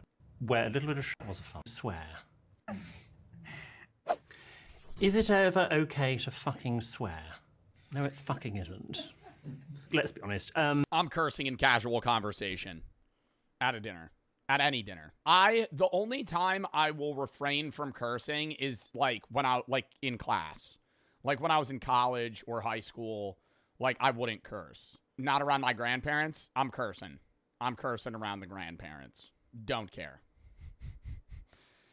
I curse in college. It depends on the professor. You know, most professors don't care. But you would curse in casual conversation in college. You're not like asking the teacher a question and be like, what do you think about this fucking thing? No, you just have a regular ass conversation and curse. But like, that's different. Yes. I don't around my family. I mean, I don't know. Maybe certain family members I wouldn't curse around. But I don't know, man. I'm like 23 now. I'm like, if I'm really in a situation where I'm not allowed to curse, bro, that's like lame as hell. People swear. That's lame as hell. I think if you swear all the time, again, it loses its currency. Your mom? Yeah. What am I, 5? Yo, what? You don't curse around your mom? Yo, I am even around kids. No, if I'm like in a public setting, I'm not going to be like sailor mouth, you know, just ripping curse words. But in like a casual conversation, I'd still be like, yeah, that's fucking stupid. If you're a Gordon Ramsay and you're swearing like, Around my mom, though, yeah, I'm cursing. it's almost big. Dude, I remember the first time, I keep pausing. I remember the first time I cursed out loud. I stubbed my toe outside and I bent down and I went, shit. And I looked around. It was in 3rd grade. I started casually cursing in like 4th grade, which might be early, but I was just I remember I thought it was cool too. I was in 3rd grade. I was like, every once in a while, I'd be like, fuck. Be like, that's badass. Expected, and I think we tune it out. We don't hear it, which is unfortunate. If I swear in front of friends, they probably know that I'm probably quite irked because I don't necessarily swear an awful lot. Or if I'm drunk, I do swear, I'm sort of swearing for comedy effect. If you're swearing, and I'm thinking certain words, normally beginning with C, that people use a lot, and they sort of think it's funny. It's like, it's not that funny that often, to be perfectly honest. So use it sparingly. Is it more polite to be early or late? Well, is it more polite to be early or late? Early. But I think being too early is weird. It's the vibe. Here, okay. An event. And everybody's like, that shit's so low of a chance. That ain't that. But most people take those odds gambling. Most people play the lottery and put money into something that has way less odds of happening. But when it's like, hey, there's like a 0.00001% chance that this asteroid threads a keyhole and then kills us in 30 years, nobody's worried. Do you think if we had a 30-year chance, though, like if we had a 30-year time frame, I feel like humans could destroy the asteroid. That would be the whole goal. If that asteroid threads the keyhole, society from then on for the next, 27 years or however long that shit is, it's 2.7%. That's really high. Wait, what? It's 2.7% chance? The asteroid Apophis is not expected to hit Earth, even though it will pass through a keyhole in 2029 that could have led to a collision in 2036. Thanks to further observations, scientists ruled both the 2029 and 2036 impact out, and Apophis will not pose a collision threat for the next 100 years. We're good, chat. We'll all be dead. Anyways, if an asteroid was going to hit Earth, say right now we knew, 30 years, an asteroid's hitting Earth. Do you think that we as humanity would be able to stop it? I think it depends how big the asteroid is. I'm pretty confident China, Russia, US all make buddies for a little bit, and we just start nuking the piss out of that fucking asteroid. We just start sending every fucking thing we have in the arsenal just right at that motherfucker. Yeah, just start blowing it up. Start redirecting it into... I don't think we would try and blow it up. I think we would try to change its orbit in some way where it passed. Earth, and they're like, but when it passes by in 30 years, it's supposed to come back and hit us. I think they disproved it. Here's my thing. If an asteroid's coming, don't tell me. I would rather just not know. What benefit do you gain of being like, hey guys, seriously? I'd want to know. Because I'd stop doing everyday bullshit before. What the fuck? If you were like, an asteroid's going to hit in 10 years, I'm not going to start thinking about shit for when I'm 50. I'd be like, all right, well, I'm going to be dead in 10 years, so I'll just go fucking do other shit. Like, you would change your game plan if you knew. Oh, in movies and shit, in movies they do that to build conflict for the movie. But what would happen is, like, Elon and all those guys, they'd be like, I don't know, I'm just going to try this spaceship out. And they'd leave and never come back. As soon as that starts happening, well, Mark Zuckerberg's building like he built like a giant bunker in Hawaii. Yeah, like $100 million bunker. It's like 10 floors, 30 floors or some shit. He said, well, it's not a doomsday bunker. It's just... and that's funny too. They're like, so what's up with the doomsday bunker? He's like, it's not really a doomsday bunker. It's just, you could live there for 700 years if you wanted to. It's a man cave. It's like more of a man cave. And you're like, huh? Anyways, in 1910, many believed a nearby comet would end humanity. Halley's Comet, remember that one? Is visible from Earth every 72 to 80 years and has been spotted by humans dating back since 72 to 80 years. It was last visible in 1986. 2061. All right, that's a goal for me to live that long. I'll be 59. 40 BC. That's the Fortnite meteor. You see Halley's Comet and Kevin the Cubes on it. You're like, everybody forgets about Fortnite. It's 2061. It's Kevin. Which is crazy. I mean, go somewhere else. Hello. Scientists had predicted that 1910 would be the next time it passes Earth and observed the comet flying by using a spectrograph. This new technology allowed astronomers to view the chemical composition of the comet, and to their horror, they discovered its tail that was made of cyanogen gas, which is extremely toxic. Oh, shit. After publishing the report, a French reporter put out an article discussing their findings, but also included a line saying the gas from the comet could, quote, impregnate the atmosphere and possibly snuff out all life on the planet.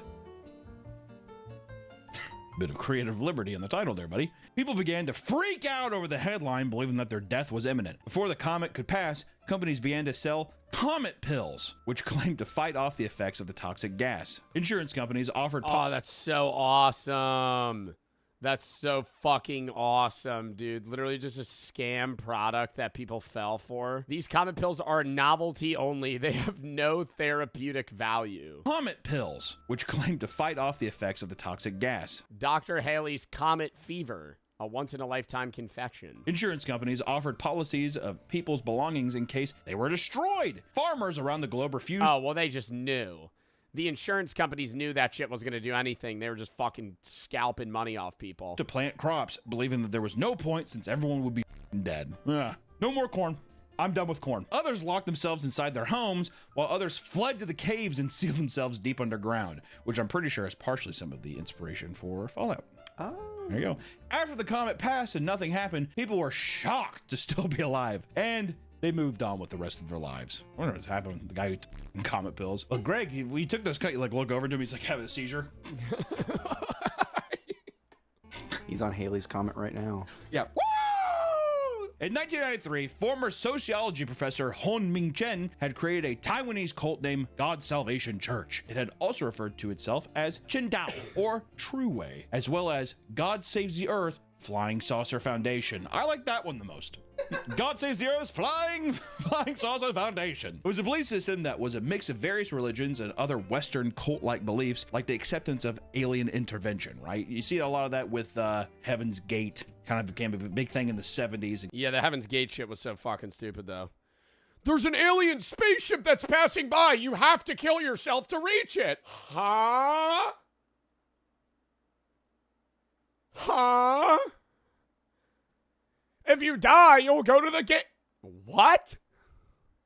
No. Kind of evolved over time. He claimed that the second coming of Christ would occur in 1999, with God revealing himself from a spaceship disguised as clouds that would take his followers up to heaven. That'd be sick. He claimed that he could talk to the gods and receive their wisdom through golden balls that he could see traveling across the sky. Of course, salvation was not free. It was reported that Chen charged $60,000 to join Chen Tao and another $30,000 $60 grand to board their spaceship. He's like, you keep it under 100.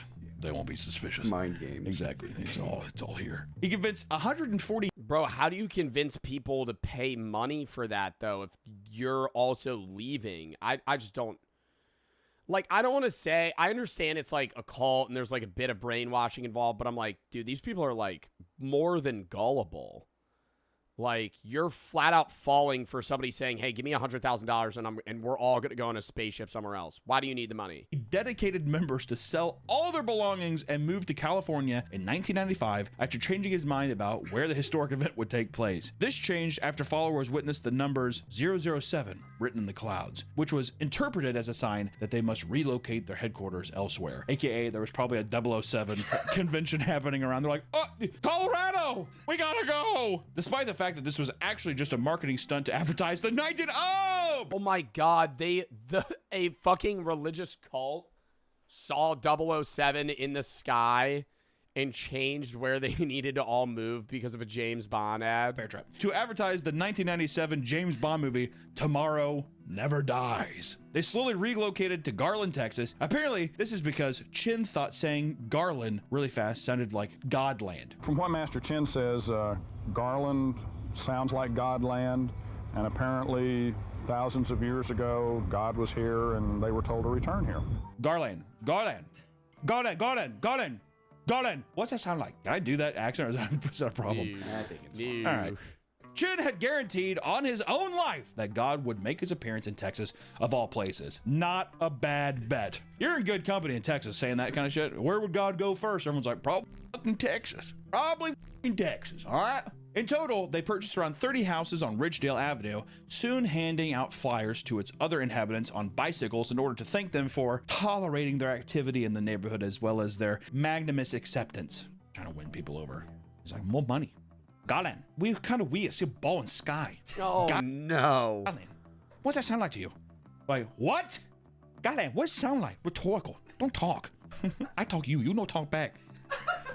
They would wear all white outfits and cowboy hats. Awesome. That is so sick. Confusing the neighborhood as to why they suddenly become the headquarters of a strange cult. Some claim they were friendly and that their beliefs were simply amusing to them. AKA, they're like, look, they look funny. What do you guys happen? Be alien. You don't talk to them. We cowboy now. Right. Oh, okay. You are funny as man. But when that did is they? awesome. Oh, They claim no. that on When did they fucking stop believing in that, though? Did they, like, turn on the leader guy? the 25th, just days before, God would show himself on Channel 18 across every television set in the country, taking on Chin's exact appearance. It's 5 minutes after 12 right now, and Hunmin Chin's not on there yet. And according to his own philosophy and preachings that we've heard, he's a phony. He knew he had an interview coming. So he had an interview for why it didn't happen and he just never showed? I don't know. From there, God would then help people survive a nuclear apocalypse that would occur in 1999. It would bring people to a specific rendezvous point on the shores of Lake Michigan, where flying saucers would take them to heaven after potentially stopping briefly on planet Mars, of course. And people in the neighborhood feared that the group would end up committing a because, you know, Heaven's Gate. March 31st rolled around and still nothing happened. Chin approached a crowd of reporters and stated that he must have misinterpreted God's message. He stated that his remaining followers would once again relocate to New York. A large majority of them... Oh my God, and the group definitely is just dwindling, you know? 140 people at the start. First miss, 100. Second miss, 80. Third miss, 60. Like, he's getting a smaller and smaller circle here that's following him place to place. Gave up on Chin too entirely and began the process of moving back to Taiwan. He told everyone that he would punish himself by giving everyone in the crowd the next 10 minutes to either crucify or stone him to death, which nobody took him. What? He told his followers, all right, you guys could just stone me to death. It's fine. I was wrong. From there, Chin Tao's numbers were severely reduced, and the group faded into obscurity by the early 2000s. Who even knows? He might even still be out there. I hope they crucified him. What if one guy's like, I will? He's like, well. The one guy actually does lean. You guys could stone me, man. I'm sorry. I was so wrong about the end of the world. All right, I'll do it. Oh, wait, no. No. When I meant like figuratively stone, like maybe hurl insults at me, not actually kill me. Oh, 1 second.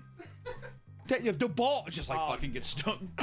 End of the world predictions have only become more common with the advancement of technology. And it wasn't too long ago that people thought computers were going to end the world. There still exists a general state of either denial, complacency, or even apathy about both the reality and the potential effects of Y2K. The year is 1999. And a lot of people are getting ready to celebrate the new millennium. However, not everyone's excited. A large group of people fully believe that the world was going to end as soon as the ball dropped because the world's computers would fail. 8 to 10% of the population were fairly confident that this was going to be an apocalypse. It was 8 to 10% of the world population believed that the world would end or go into disaster in 2000. What, because technology would stop working because it wasn't able to function or something? Why the fuck would technology stop working? Believe that the planes would crash, nuclear reactors would melt down, and systems controlling rockets would fail and be launched at random. All of this delirium stemmed from a simple misunderstanding of computers' code. Up until this point, computers' dates had worked from 00 to 99. But people believed that when the computer switched to 00, it would actually go back to 1900 and cause computer systems to fail. Oh God!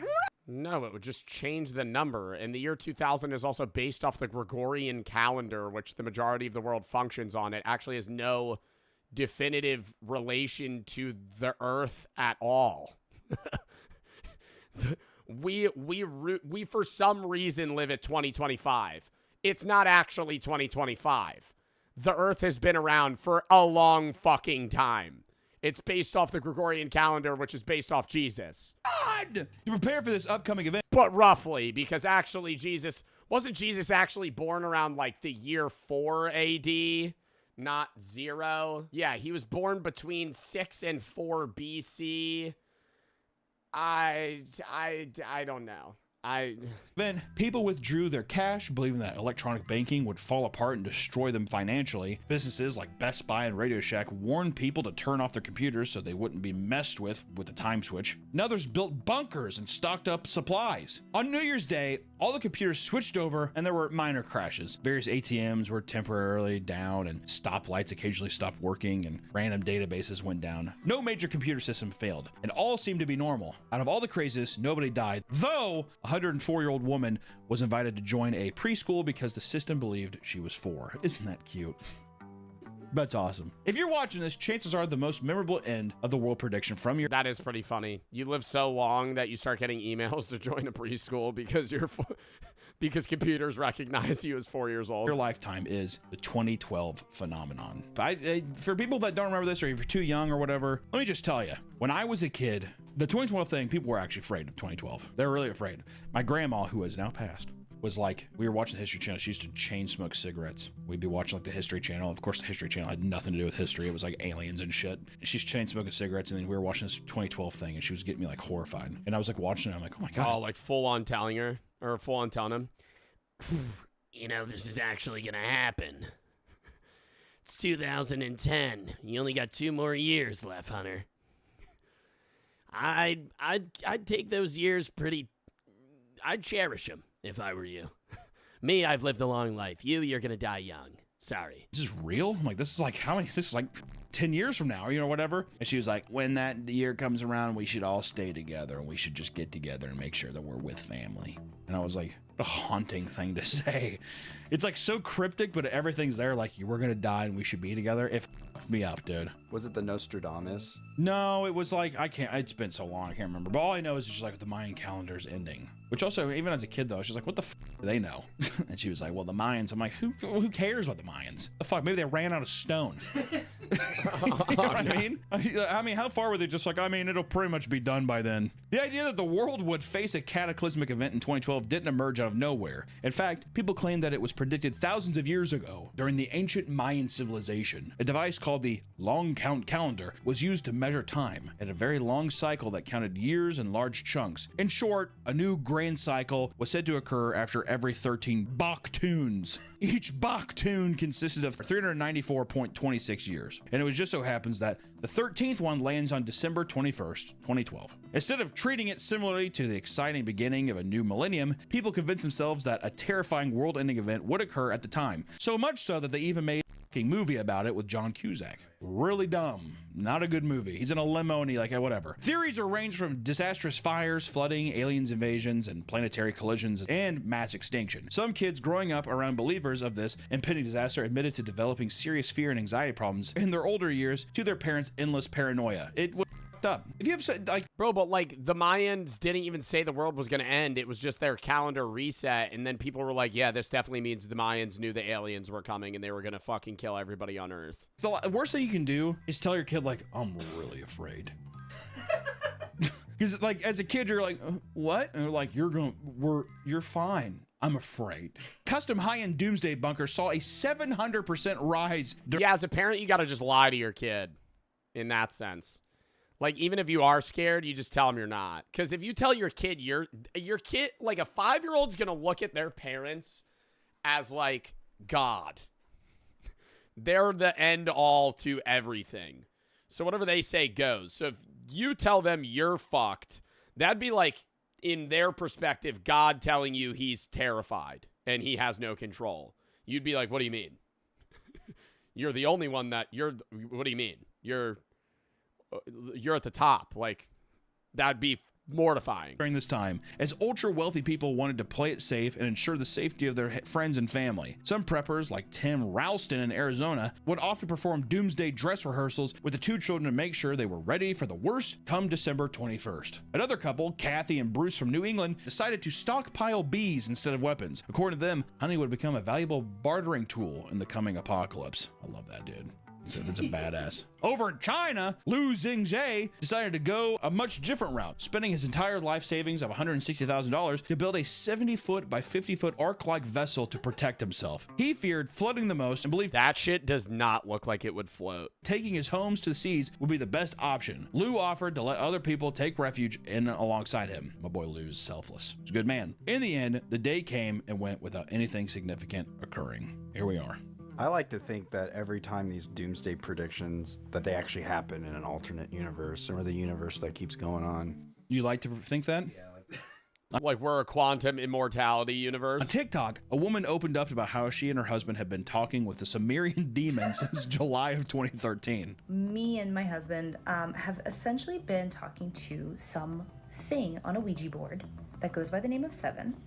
Oh, something on a Ouija board that goes by the name 7. Oh, wait. Let's rewind. You and your husband were talking to a thing on a Ouija board made by Hasbro Games, who has been telling us that the world is going to end May 27th, 2025. On TikTok rules, dude. She claims that one day the couple got bored and began to use a Ouija board, and out of nowhere, it began to talk to them in reverse binary. In the moment, we have no idea what. Bro, y'all are lame as hell. I'm so sorry. You and your fucking husband or boyfriend literally spent hours just fake moving a Ouija board around and fucking trying to decrypt what it was telling to you. This is so lame.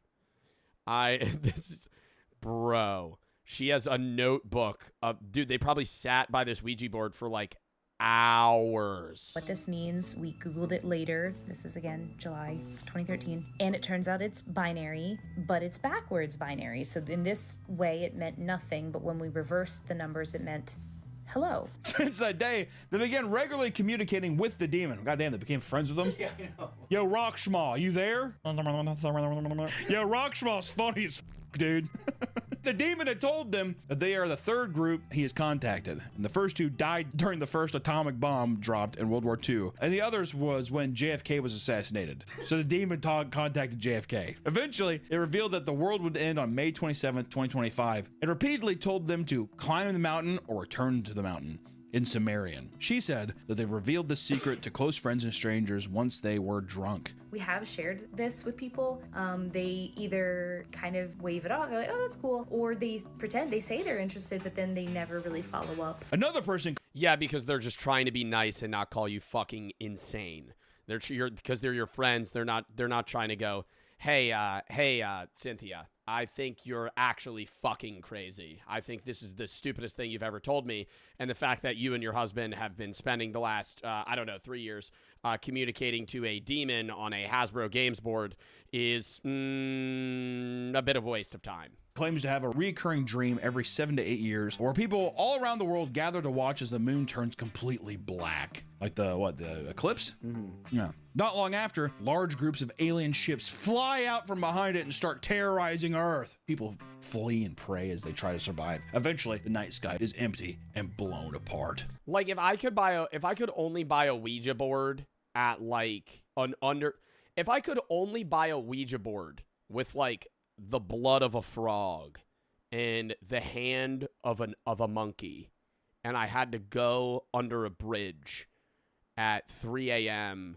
and unlock a door in a weird black market to buy the board, I would believe that that board was real. But the fact that I could go to my local Target and buy a Ouija board next to a Lego set of Super Mario Bros. Is probably telling me that that Ouija board is fucking fake. How do you say it? Ouija. A Ouija. I don't give a shit. A Ouija board. A Ouija board. The person fully believes this is coming soon and that there have been warning signs all along.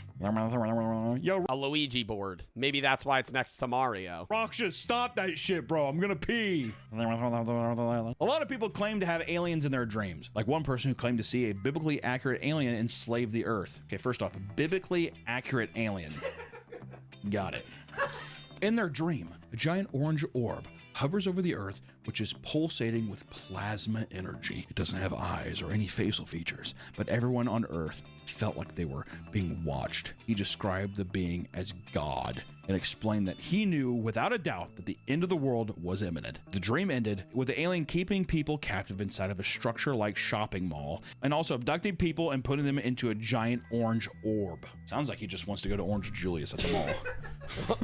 Doesn't it? And I was super thirsty when I woke up. Rockshaw, stay away from me, man. Nobody truly knows when the world's gonna end, and that's probably a good thing. There are scientists out there who have listed numerous ways in which the Earth could end, right? Whether it's soon or within the next 1,000 years, but so far, every single prediction has been dead wrong. The next time you hear about some crazy world-ending event, take a step back and really think about what's being said. It's probably coming from someone who's chronically online or a scam artist looking to drain you of your bank account. Or, you know, pollution and all that kind of stuff will kill us too. There's a lot of fun ways the Earth's gonna end. It's gonna be sick. But hey, at least we have YouTube, am I right? Roll them credits! I really liked the most regretted college degrees. Zach went to college. I did not. Is college a waste of time? According to the Federal Reserve, 35% of college grads regret their field of 35% of college grads regret the degree they got. Holy do you think that's college grads wishing they were in another subsection in their field or an entirely different field? I don't even know if that's off money, though. They might just hate their job. Study. So today we are breaking down the top 5 most regretted and top 5 least regretted degrees. I feel like most regretted are all going to be BAs. Coming from somebody with a BA. No. Yeah. It's going to be people with arts degrees like art humanities degrees. I think, what is a BA? Bachelors of Arts versus Bachelors of Science. You could get a BA, or a lot of degrees you can only get in BA or only BS, but there's some that you could get a BS or a BA. But least regretted, I'm probably going to think that people say like comp sci, STEM, like bio or like chem majors. I think most regretted, but it's not even off just money, dude. They might just hate their job. Education. I think teachers hate their fucking jobs more than ever. More than ever. Not because they don't get paid enough. And some people are like, teachers get paid a lot. Bro, they should get paid more, bro. They're teaching our youth. Isn't it weird how, like, some teachers make, like, fucking nothing? I'm like, bro, these are the people that are, like, training the future generation. I feel like teachers should maybe potentially be more qualified, but also get paid way more. Because you're literally training the next generation of people. So I feel like teachers just hate their jobs now because the kids suck and the fucking programs suck. It depends on the place on whether or not you're getting paid well, if you have good material supplies, and then also freedom of teaching. Talk to people. So education's probably bottom of the barrel. I'm going to go like number 2. God, what's number 1? We got to lock in one before we start the video. We got to lock in one guess on least regretted and most regretted. Least regretted degree. What makes money? I'm going to go like some sort of shit that's like a doctor path. Ooh, engineering. Yeah. But like generic engineering or like civil engineering. Lawyers? Bro, I would think lawyer would be in most regretted. I'm going to go lawyer. I'm going to go lawyer number 1 most regretted. Bro, lawyers hate their jobs unless they make bag. Why? Because most lawyers make fucking nothing. You pass the bar, you spend so much of your life sweating dick so you can fucking make money just to potentially make nothing. Lawyers, number one, least regretted, I'll go engineering. Who got these degrees? Accounting? I would say accounting maybe like number 3 on least regretted. Do you regret your degree? And most importantly, we're going to decide whether Zach is an idiot for going to art school. Got it! All right, let's jump right into it, starting with the 5th most regretted college degree / field of study. Oh my God, no, I said that had a chance of being 1. Education. Damn, that's a bummer. No, I don't even think that's a bummer. I'm surprised it's that low. That's so sad. That is a bummer. Yeah, it's the people who take care of our kids, man. My sister got her degree in education, actually. We should call her because she's not a teacher anymore.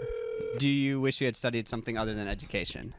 Yes, because Oh my God, an instant yes. I don't really use my bachelor's. What do you think the main thing is? That's a lot of, you see it more and more now. So many of my friends have jobs in fields that have nothing to do with their degree. I don't know if that's just like my friend group, but a lot of my friends are in the union, but a lot of them that have degrees just work in random fields that have nothing to... How?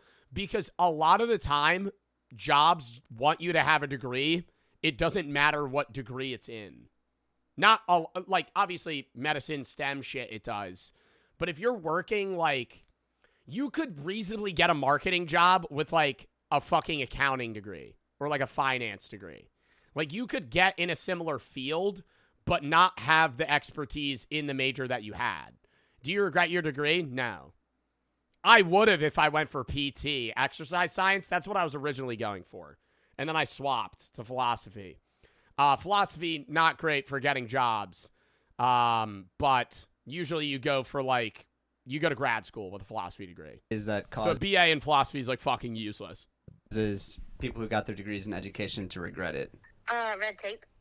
Ah, like what do you mean? Well, they're not doing this for the pay. They're obviously doing this for a greater purpose. You know, you're trying to do what you think is best, and you have to go through different structures of way of doing things. You know, government implementing all their blockades and the politics of it. These structures aren't necessarily created by people that teach. Well, there's a weird middle ground between blocking what people are able to do and not, because you do need some restriction for teachers, because if you have no restriction for teachers, they could just do and teach whatever they want within like a thin guideline, which is really bad, because then you're just getting shoved the ideologies of the teacher down your throat. Otherwise, but like that doesn't really happen.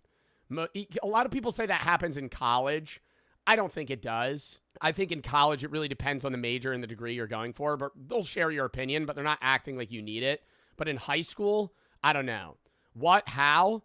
If you had like a really religious or non-religious teacher that wanted to like kind of just weave that into everyday teachings, like that's more the separation in church and state idea. But that's why you have restrictions like that. You don't bring religion into schools. Because if you let teachers do whatever they wanted without restrictions, they would start pushing their religious ideologies onto you, right? Or doing those sorts of things intertwined with their regular teachings. Not always, but I'm saying you can't just have them, you know, do whatever they want, because then they're going to fucking just teach them as if you're their kid. So it's a lot of back and forth. Good thing for that? Yes, but then there's also too many restrictions where they ban books. They don't allow you to teach certain things or talk about certain subjects. On either side of the political spectrum, it's like it becomes a game of like what's allowed and what's not allowed to talk about in a classroom. And it's like you get a long list of like this, and this is a no-go. Come up against, I don't know. I went to a private school, like I went to a religious school in high school. And a lot of the teachers that I talked to openly said they make less money at that school, but they would rather teach there because they got to teach what they wanted to. Because private schools have more free reign outside of the religious aspect. outside of the religious aspect of the school where you're taking theology classes. It's more like when I took world literature, my high school teacher got to pick every book we read, right? He mapped the class himself. There was no guidelines. It's just like they need to be able to learn some sort of comprehension. Bureaucracy. Yeah. Thanks for being in our video. Yeah, thank you. You're welcome. Bye. That was insightful. Yeah, for sure. What a bummer for that to be the first one, dude. Yeah, dude. Let's get a little bit more Oh positive. my Number fuck! 5, least. Dude, there's too many fucking chords in this cuck-ass room. Lock in. Regretted. Business/management. That. It's because it's a broad degree. You could get so many jobs with that major, but I feel like a business management degree. Ooh, wait. Sorry, I was thinking. Business management, understandable. Most regretted, communications is on this list. On most regretted. Least regretted, I could see accounting, finance. Makes sense. So business and management includes a lot of things. Business administration, finance, marketing, accounting, human resource management, international business, basically anything that needs to be taken care Okay, so we're just lumping all of that into 5. of is in business. I think people who get this degree have no delusion about what their life's going to be like. I also think that anybody that gets a business degree isn't like, yeah, I really just want to crunch numbers and do people's taxes. I really want to manage and market a business company. I feel like most of the time there are people that do that, but if I had to guess, like 70% of business majors just want to make money. I do want to do that, really. You want to be an accountant, really. I'm not judging that. I'm not making fun of that. That's fine. You want to be like, when somebody's like, what's your dream job? You go, I want to save people money in taxes.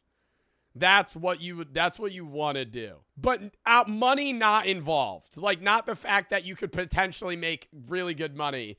It's like, yeah, nothing wrong with that. Nothing's wrong with it. I just can't. That's the opposite end of the spectrum for me, right? Like, I would never want to be like, dude, do you think there's anybody that's like, I want to be an auditor for the IRS?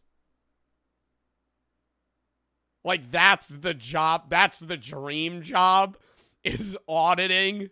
Like, that sounds so bad. I would hate that job. I mean, maybe you get some sort of pleasure in like sticking it to the rich guy that didn't pay his taxes. But it's like, oh, fuck, bro. You want to work for the IRS? College, have a good time. And if things don't work out, hey, that's okay. If they do work out, great. You know, like, it's just business, dude. These guys have TikToks and they walk up to restaurants and try and get in without reservations. Let me see if my buddy Matt, I think he majored in business. Yo, Matt. You majored in business, right? Yeah, I majored in marketing. Hi, I'm James. I fully think, bro, I really don't think marketing degrees are needed for the marketing space, though. And I whenever I have takes on this shit, a lot of like the YouTube commenters, if this becomes a video, Joe's such a fucking idiot. He knows nothing about marketing. I know. I'm just saying this is my personal perspective. You say I'm an idiot. That's fine. Explain why, and I'm fine with that. Right? I'm not saying you're wrong. There are times where I have horrible takes. But I don't think... I took a marketing class in college. It was daycare. Everything that I learned in that class was absolute horse shit. And when I was taking the class, one of the main things that people say, and I kind of agree, is why the fuck are you a professor if you're so successful in marketing? I'm sorry. I get being a professor for like chemistry or philosophy or fucking STEM shit. Why are you a professor for fucking marketing if you're a marketing guru? Wouldn't you be making racks marketing? And you're teaching me the fucking tips and tricks? Bro, I feel like I'm getting a fucking PowerPoint rundown made by ChatGPT. I remember the first fucking 3 weeks of class was about like perceived value. Oh my God. It's just basic shit everybody knows. You've seen an ad. You've seen an ad. You want to make your product seem valuable. You want to have a low production cost with a high value rate. iPhones are like the pinnacle of the marketing world. They cost pennies to make, and they sell for the fucking profit margins that Ferraris do. Like, they're insane, right? They churn shit like Ford cars, but they have the margins of Ferraris. It's like, everybody knows that. Why the fuck?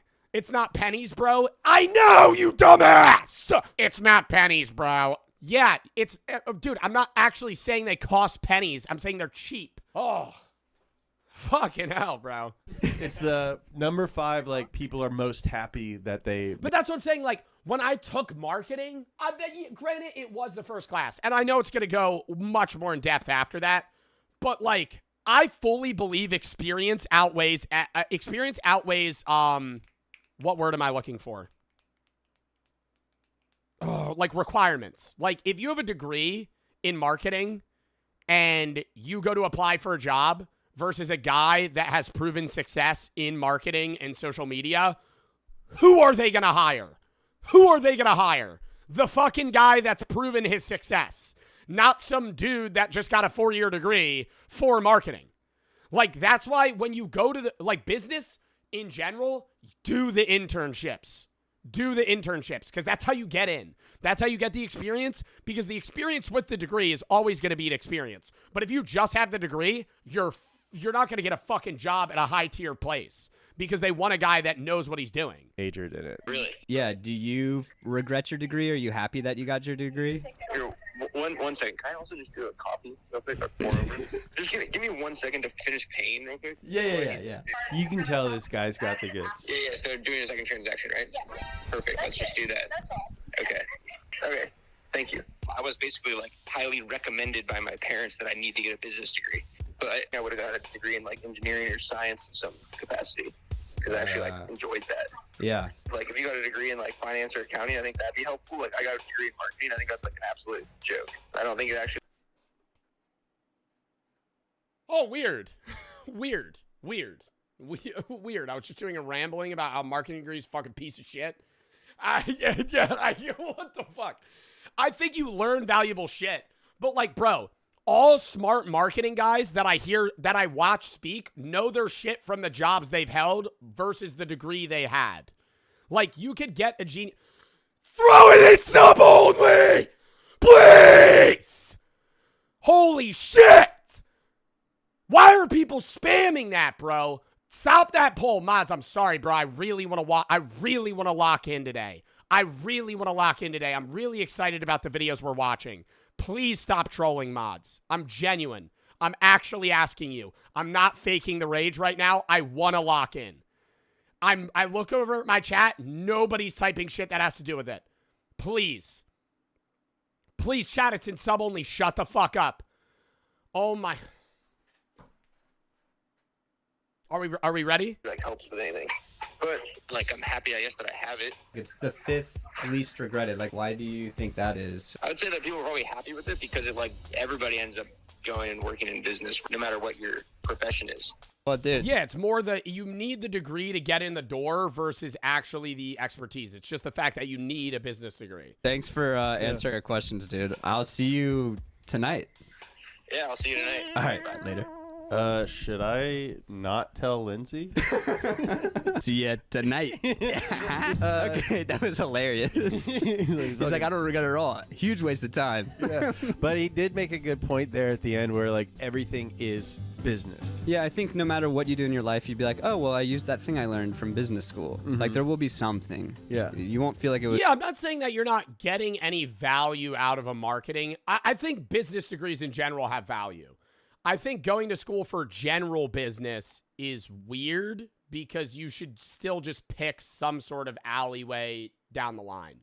Like getting a general business degree versus some form of expertise in a specific field, like finance, accounting, marketing, international business, like that's better. It's a total waste. Also, we got to see a little peek of the degree in use when he solved that coffee problem. Yeah, so doing a second transaction, right?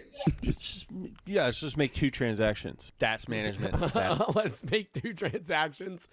Yeah, your fucking business marketing degree is really going to come in handy when you're at the checkout line at Starbucks. It's business. Now back to the sad list. The number 4 most regretted college degree / field of study is... Bro, those are literally the 2. Oh my God. No, I thought law would be number 1. What are the other 2 or other 3? Law, I fully get people hating because the success rates. Law is also so stressful. Passing the bar exam. Oh, Law. Really? Chat, it's not pre-watched. Those are the 2 most really? Those are the most obvious degrees. Art? What do you mean art? Can you just get a degree in art? I feel like it has to be more specific than that. There's no way you could just get a BA in art. You would have to have like art with a specification in painting or sculpture. Law. Really? Interesting. Fine arts? Yeah, but a fine arts degree is different. Like you could get a fine arts degree in ballet, but you're not just getting art. That is interesting. I bet it's for depressing reasons.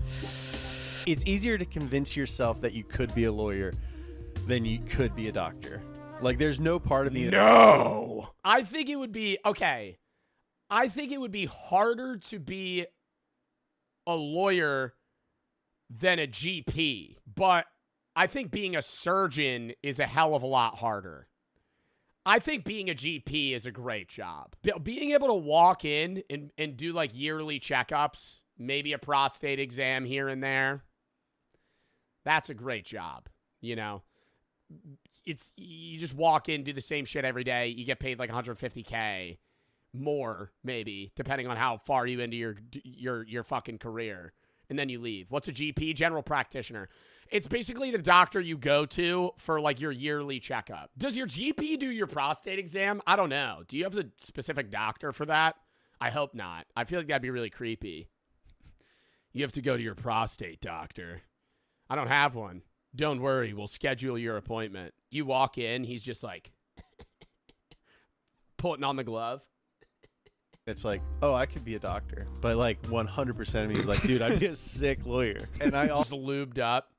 You think there's ever been a situation where like somebody's been getting their prostate exam and like they actually just like poop on the doctor's hand? You don't shit before you go. You drink a coffee right before. Just open the floodgates. Also think that... Oh my God, how embarrassing that would be. That the way lawyers are... Pooping on the doctor's hand 1,000 times. That's very common. Trade in art and media is pretty romantic. Like, how many movies are there about like a Matthew... You can't handle the truth. Yeah. What's a prostate? This is going to sound really fucking stupid. Women don't have prostates, right? Okay, good. I was right. Men have prostates. It's like prostate cancer is also very common. Like if you live to 80, you're probably going to have prostate cancer. Most of the time, like my grandfather died with prostate cancer, not of prostate cancer. He had prostate cancer for like 10 years. It does kill people, but a lot of time it's like slow growing. Prostate cancer or your prostate isn't that like, what is your prostate? Your nuts? No. I always envisioned your prostate being the taint region of a man. What is your prostate? Damn, so do women not have to get prostate exams? The prostate is a small walnut-sized gland located in the male reproductive system, just below the bladder in front of the rectum. Oh, but women have to get the clamps. Oh, yeah. Women have to get they have to go to, get a pap smear. I'd rather get a finger shoved up my ass any day of the week. Don't remind. What's a pap smear? A pap smear is for women when they basically like, it's literally like, imagine a car jack, but they just fucking wedge that shit open and then they have to like look. Ugh! If you're a guy and you go into becoming a gynecologist, that's a bit crazy. Can we agree on that? I'm not like full judging it, but if you're a guy and you go and you're like, I want to be a gynecologist, out of every career path. Yeah. Did you order the code red? You're goddamn right I did. Giving speeches and stuff. When the shit hits. Damn, do you think that's going to be on the most regrettable? Most regretted gynecologist. Prostate exam guy. I don't think that's a thing. I feel like a GP just does the prostate exam. Not really much needed in terms of expertise there. Movies are there about like a Matthew? You can't handle the truth. Yeah. Did you order the code red? You're goddamn right I did. Giving speeches and stuff. When the shit hits the fan, some guys run and some guys stay. When the reality is your job is to read things and not miss anything. Why did I hire you? Dude, it's not even read things and not miss anything. From the people I know that are in law, they basically say that passing the bar is impossible because all of the questions' answers are all seemingly right, but it's all about verbiage and wording. Like, AI had one of the hardest times passing the bar earlier on. I'm pretty sure there's versions of AI that pass the bar now, but it's like, dude, it's all verbiage. It's all fucking knowing the book in very specific terms and how that applies. That's why the lawyer that you have matters. Like, if you have a cheap lawyer, they suck. They pass, but that doesn't mean shit. They're like bottom tier lawyer versus some guy that knows what the fuck he's doing. Yeah, a Saul Goodman of the business. Police report summarized. Traffic signal analysis, medallion bids, attendees, and results. That's why you hired me. Let me see if Graham will pick up. Yes, sir. Yo, Graham, I wanted to hit you up to see Do they know people with every degree? if you know why you think people who pursue law end up regretting that pursuit. Yes, I think that it attracts a certain crowd of people who enjoy academia and the study of law and don't like practicing law, which is like less academic in nature and a little bit more like practical. Thanks, dude. That's a cool take. Yeah, probably what you end up doing ends up maybe being boring. I feel like it's most regretted too because I feel like becoming a lawyer is one of those degrees that people try to achieve because they know that it makes money. Like, you have that one kid in your class that's smart and you're like, what do you want to do when you're later or when you grow up? And he's always like, surgeon, lawyer. But it's like they don't actually love the idea of being a lawyer. They love the potentiality that it can give them in financial gain. But this one might not be. This is the fourth most least regretted. Most least regretted, so the happiest degree. Number 4. I feel like I'm going to go comp sci on 4. College degree. Field of study. Vocational / technical. Does that count? This is electricians. Does that count? Isn't that its own? That's not college.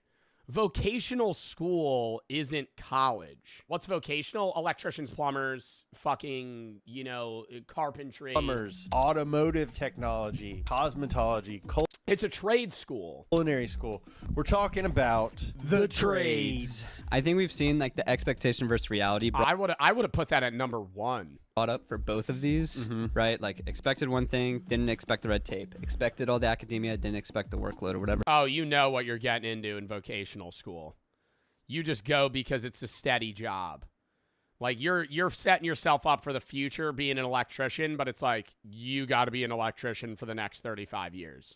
This must be like the most opposite with expectation because you're like, I assume I'm going to be job security, and you're going to do the same thing every day for the next 3 decades. Plumbing. If I go to this plumbing school. Yeah, dude, I became a plumber.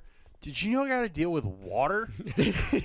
Dude, I became a plumber. You know I actually have to go in sewers and shit? Oh, my God. It's fucking terrible. I actually heard I do have a plumber. This is another I have a friend. I have a friend who's a plumber. He said that shit is not the worst smelling thing. It's like when he has to clean out like clogged grease. He said sewers don't smell that bad because it's poop. He said like rotting food and like grease is by far worse. Yeah. So it's worth noting that there are other factors beyond the field of study that affect whether someone considers their education worth it, like level of education. So people with master's or doctorate degrees. Because if you were playing this game as a North Korean citizen, you'd be like, wait, this guy's on a fucking UK professional soccer team and he's from fucking South Korea. athletic careers. In fact, just the general situation with apps in North Korea is so different to what you and I are used to. The first thing that jumps out is there's just so many of them. Like, have you ever seen this? I low-key feel like this phone emits radiation, but like not like ionizing radiation.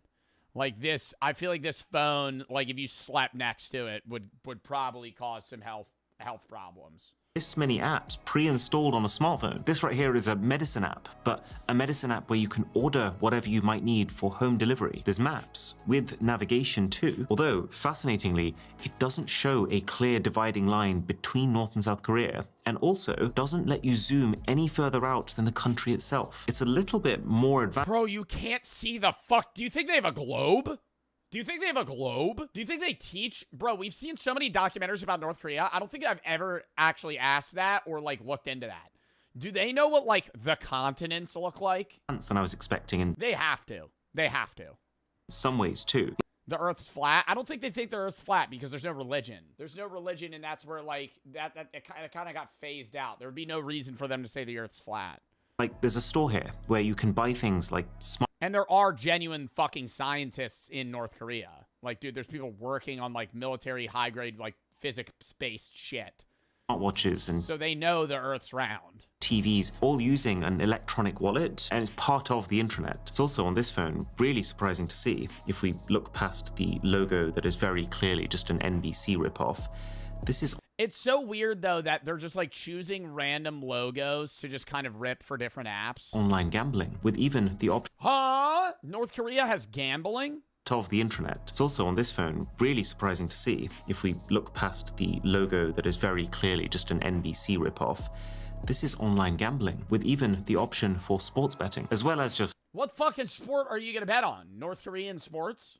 a pretty hefty catalog of video content that you can download. Oh my god, how much are you gonna bet that shit's fucking rigged to the gills? Oh my god. Betting on a fucking North Korean football match and you fucking throw like $5,000 on some shit, they're like, just lose. Just lose. I go, okay. Download onto the phones. But you can also see that the North Korean government's influence permeates every layer of this, even the types of movies available. I couldn't find one from the US or South Korea, but Russian movies? Loads of them. Remember, the criteria here is not which movies does the North Korean population like the most, it's which movies does the regime want the population to watch. And so it makes sense that it's all filled with Russian content, since Russia is one of North Korea's closest political allies, and Russian ideologies line up very closely to North Korean ones. There's also, weirdly... Yeah, but it's Russian ideologies, but it's not just Russian film. What's that one movie where they use real bullets that was a Russian film that we watched? Come and see. I'm telling you right now, the North Korean people do not have access to come and see. That's like an anti-war like movie about how horrible it is for people, and it ruins lives, families, and fucking everything. Yeah, no shot in hell they'd have that. A bunch They have access to Russian films that are pre-approved. of Indian movies, including ones that I've seen before, like 3 Idiots. The link between North Korea and India isn't as clear-cut, but the guys from Daily NK have a theory that Indian culture hits a bit of a sweet spot. It's kind of different enough to seem exotic and interesting to North Koreans, But they won't want it. but while still not posing a threat to their culture Yeah, it's not gonna make them want to change their own culture. in the way that Western content does. And then there's just a whole load of apps that feel not just guided by the government, but directly requested by them. Like this one is entirely biographies of past and current North Korean rulers. Something else I've never seen before is a general guidance app, which is split into 4 categories: laws, regulations, a legal dictionary, and then common sense, which really is exactly what it sounds You imagine you're doing some sketchy shit on your fucking North Korean iPhone, and like out of nowhere you just get a fucking phone call and it's just Kim Jong-un's face. It's like John Pork, but worse. like. It's so strange. It's like way worse. How should we legally understand the family? Who are relatives? Can't relatives marry? I wonder if the idea is giving Wait, what? legally understand really is exactly what it sounds like. It's so strange. It's like, how should we legally understand the family? who are relatives? Can't relatives marry? I wonder if the idea is giving every single person the same set of ideologies and learnings, and even there's like a humor section here, so that they affect. Yeah, it says something about same-sex marriage. I'm assuming North Korea doesn't like gay people. Effectively become the same person, to squash individuality. There's even a cooking app which guides you through how to make traditional North Korean cuisine. And all of these more official looking apps, they open by first showing you a famous quote from one of their leaders, which so feels like something you'd see on the loading screen of a dystopian video game, but this is real life. And then there's also just a ton of games to play. Oh my god, ton of games to play. This shit looks like it was made by ChatGPT yesterday. That looked like some shit I would have played in like 2008. Most of them feel pretty simple, with a big emphasis on offline play, which is true for the whole phone experience. It's actually wild how much we've been able to show and do, and that's all no doubt because the internet situation in North Korea is so sketchy. So crazy amount of stuff on both of these phones.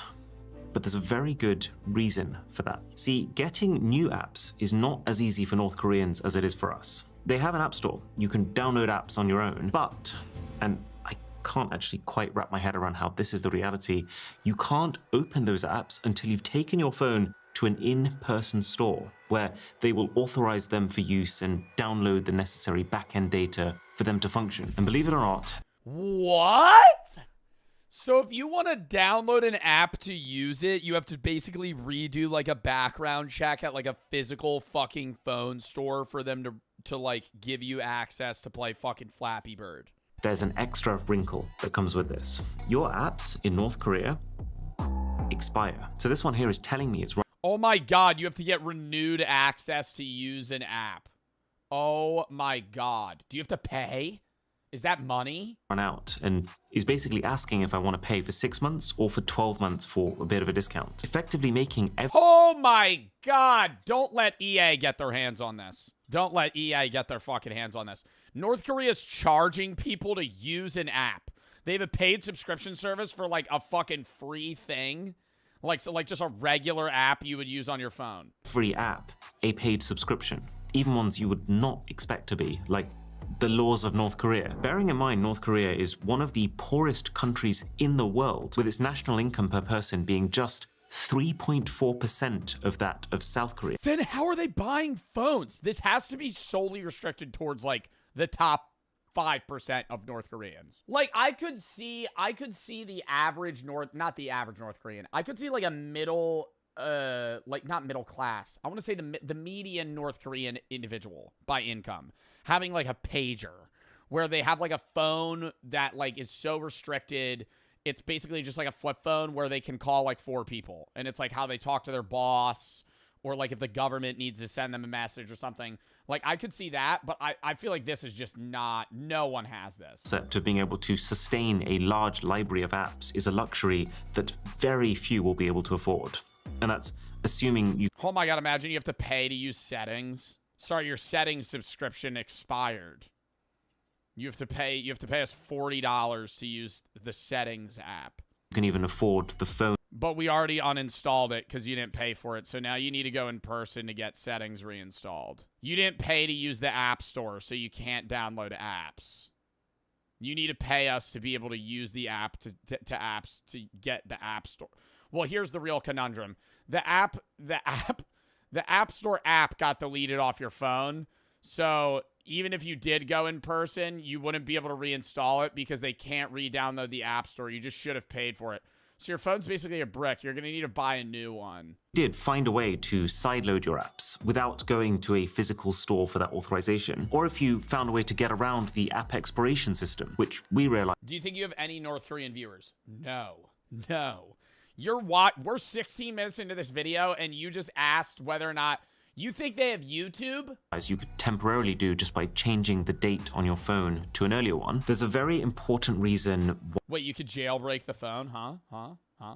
That's assuming you can even afford the phone in the first place. Now, even if you did find a way to sideload your apps without going to a physical store for that authorization, or if you found a way to get around the app expiration system, which we realized you could temporarily do just by changing the date on your phone to an earlier one, there's a very important reason why I would be fucking mortified to do that as a North Korean citizen. My God. No, I'm fucking following the rule book by the fucking book, dude. Oh my God. You have a North Korean iPhone, you're like, oh, they want me to pay to reuse this. What if I just change it back a year and redo my subscription? You just hear your phone just starts going, I'd chuck it in a river. why you might not want to try that in North Korea.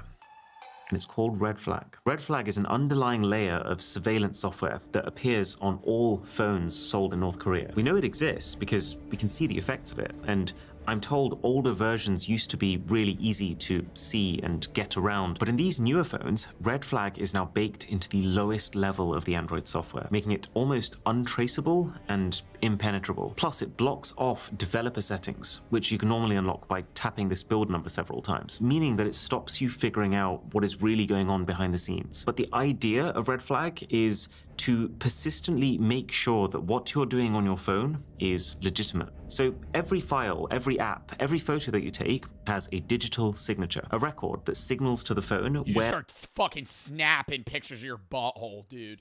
Oh my God. Oh my God, dude. There's just one guy at a big fucking he's at like a fucking huge monitor screen in North Korea, just like monitoring everybody's phones. He's just like, dude, what's this one guy doing? that file originated from. Holy fuck. Red Flag makes sure that they like come flag you down. You're like, dude, I don't know. I thought I had like an abscess or something. the only files or apps that can be opened on these phones are either ones with the North Korean government signature or a self-signature, which is files that originate from the phone itself, like photos from your camera. Anything else originating from anyone else won't have an approved signature, and so will not open. It'll just get automatically deleted by the software when it's sent to one of these phones. Now, Oh, so you're not in trouble. It'll just remove it. that doesn't seem to have stopped people from trying to get unauthorized content to work. There was an extensive report from Martin Williams and Niklaus Scheiss, which goes into how some would try to skirt the system by opening foreign files via the phone's web browser. But now that the signature checks are happening on a deeper device level, it can pick those up. It doesn't work. Or there was a Daily NK report last year that mentioned while North Koreans couldn't store outside videos on their phones, they could insert SD cards containing the material into their phones instead. However, there is one final, very sinister surveillance feature, clearly designed to deter any attempts at this. These devices, both of them, will take periodic screenshots as you're using them. You don't I thought that was the red flag thing. What the fuck? Am I stupid? That's what I thought he was just talking about. Like that it was just showing times and you couldn't click on it. Isn't that what it is? see these screenshots being taken in the same way that you'd expect to. But you know it's happening because I can actually show you the folder where they're being stored. I can see this has actually been taking screenshots today while I've been recording this video. The frequency of the shots seems to vary, but it's many times per day. And the most alarming part. Yeah, that is very... Do you think it's on a random timer or what? Because it was like an hour and a half, like a day. But oh, wait, no. I'm looking at it backwards. Wait, am I? I feel like this isn't organized. It looks like it could take it every like 10 minutes or every 5 hours. Many times per day. And the most alarming part of it is all you can do is look. You can't click on them, you can't check them, you can't delete them. Now, whether the phones are sending those grabs over the intranet to the government continuously, or if they're just used when an official has doubts about you and wants to specifically confirm their suspicions, it's anyone's guess. But would you want to risk it in North Korea? Based on accounts from people who've escaped, this is a country which, since at least 2020, has had a law that spells out distributing and even just watching South Korean entertainment is punishable by death. People who distribute Bro, that watching like Squid Games, it would give you would get the death penalty. Watching Squid Games, they would kill you. Like that is a crime that not like you're a serial killer that murdered fucking 15 people. No, sorry, you watched an anime. Now you die. and your family's getting thrown in a camp. This content are tried alongside drug criminals. It's considered the same tier of crime, which says a lot about the priorities of the regime. So it really feels like every part of these devices, from the words you're allowed to type to the videos you're allowed to watch, are designed to reinforce a single narrative. North Korea is superior, foreign influence is dangerous, and everything you do is being watched. It makes me very grateful for how easy tech is made for the rest of us. Is this an ad? It's an ad. Yo, I was gonna say, that's wild though that they're charging $1,000 still. Like, they're charging the price of an iPhone for something that does one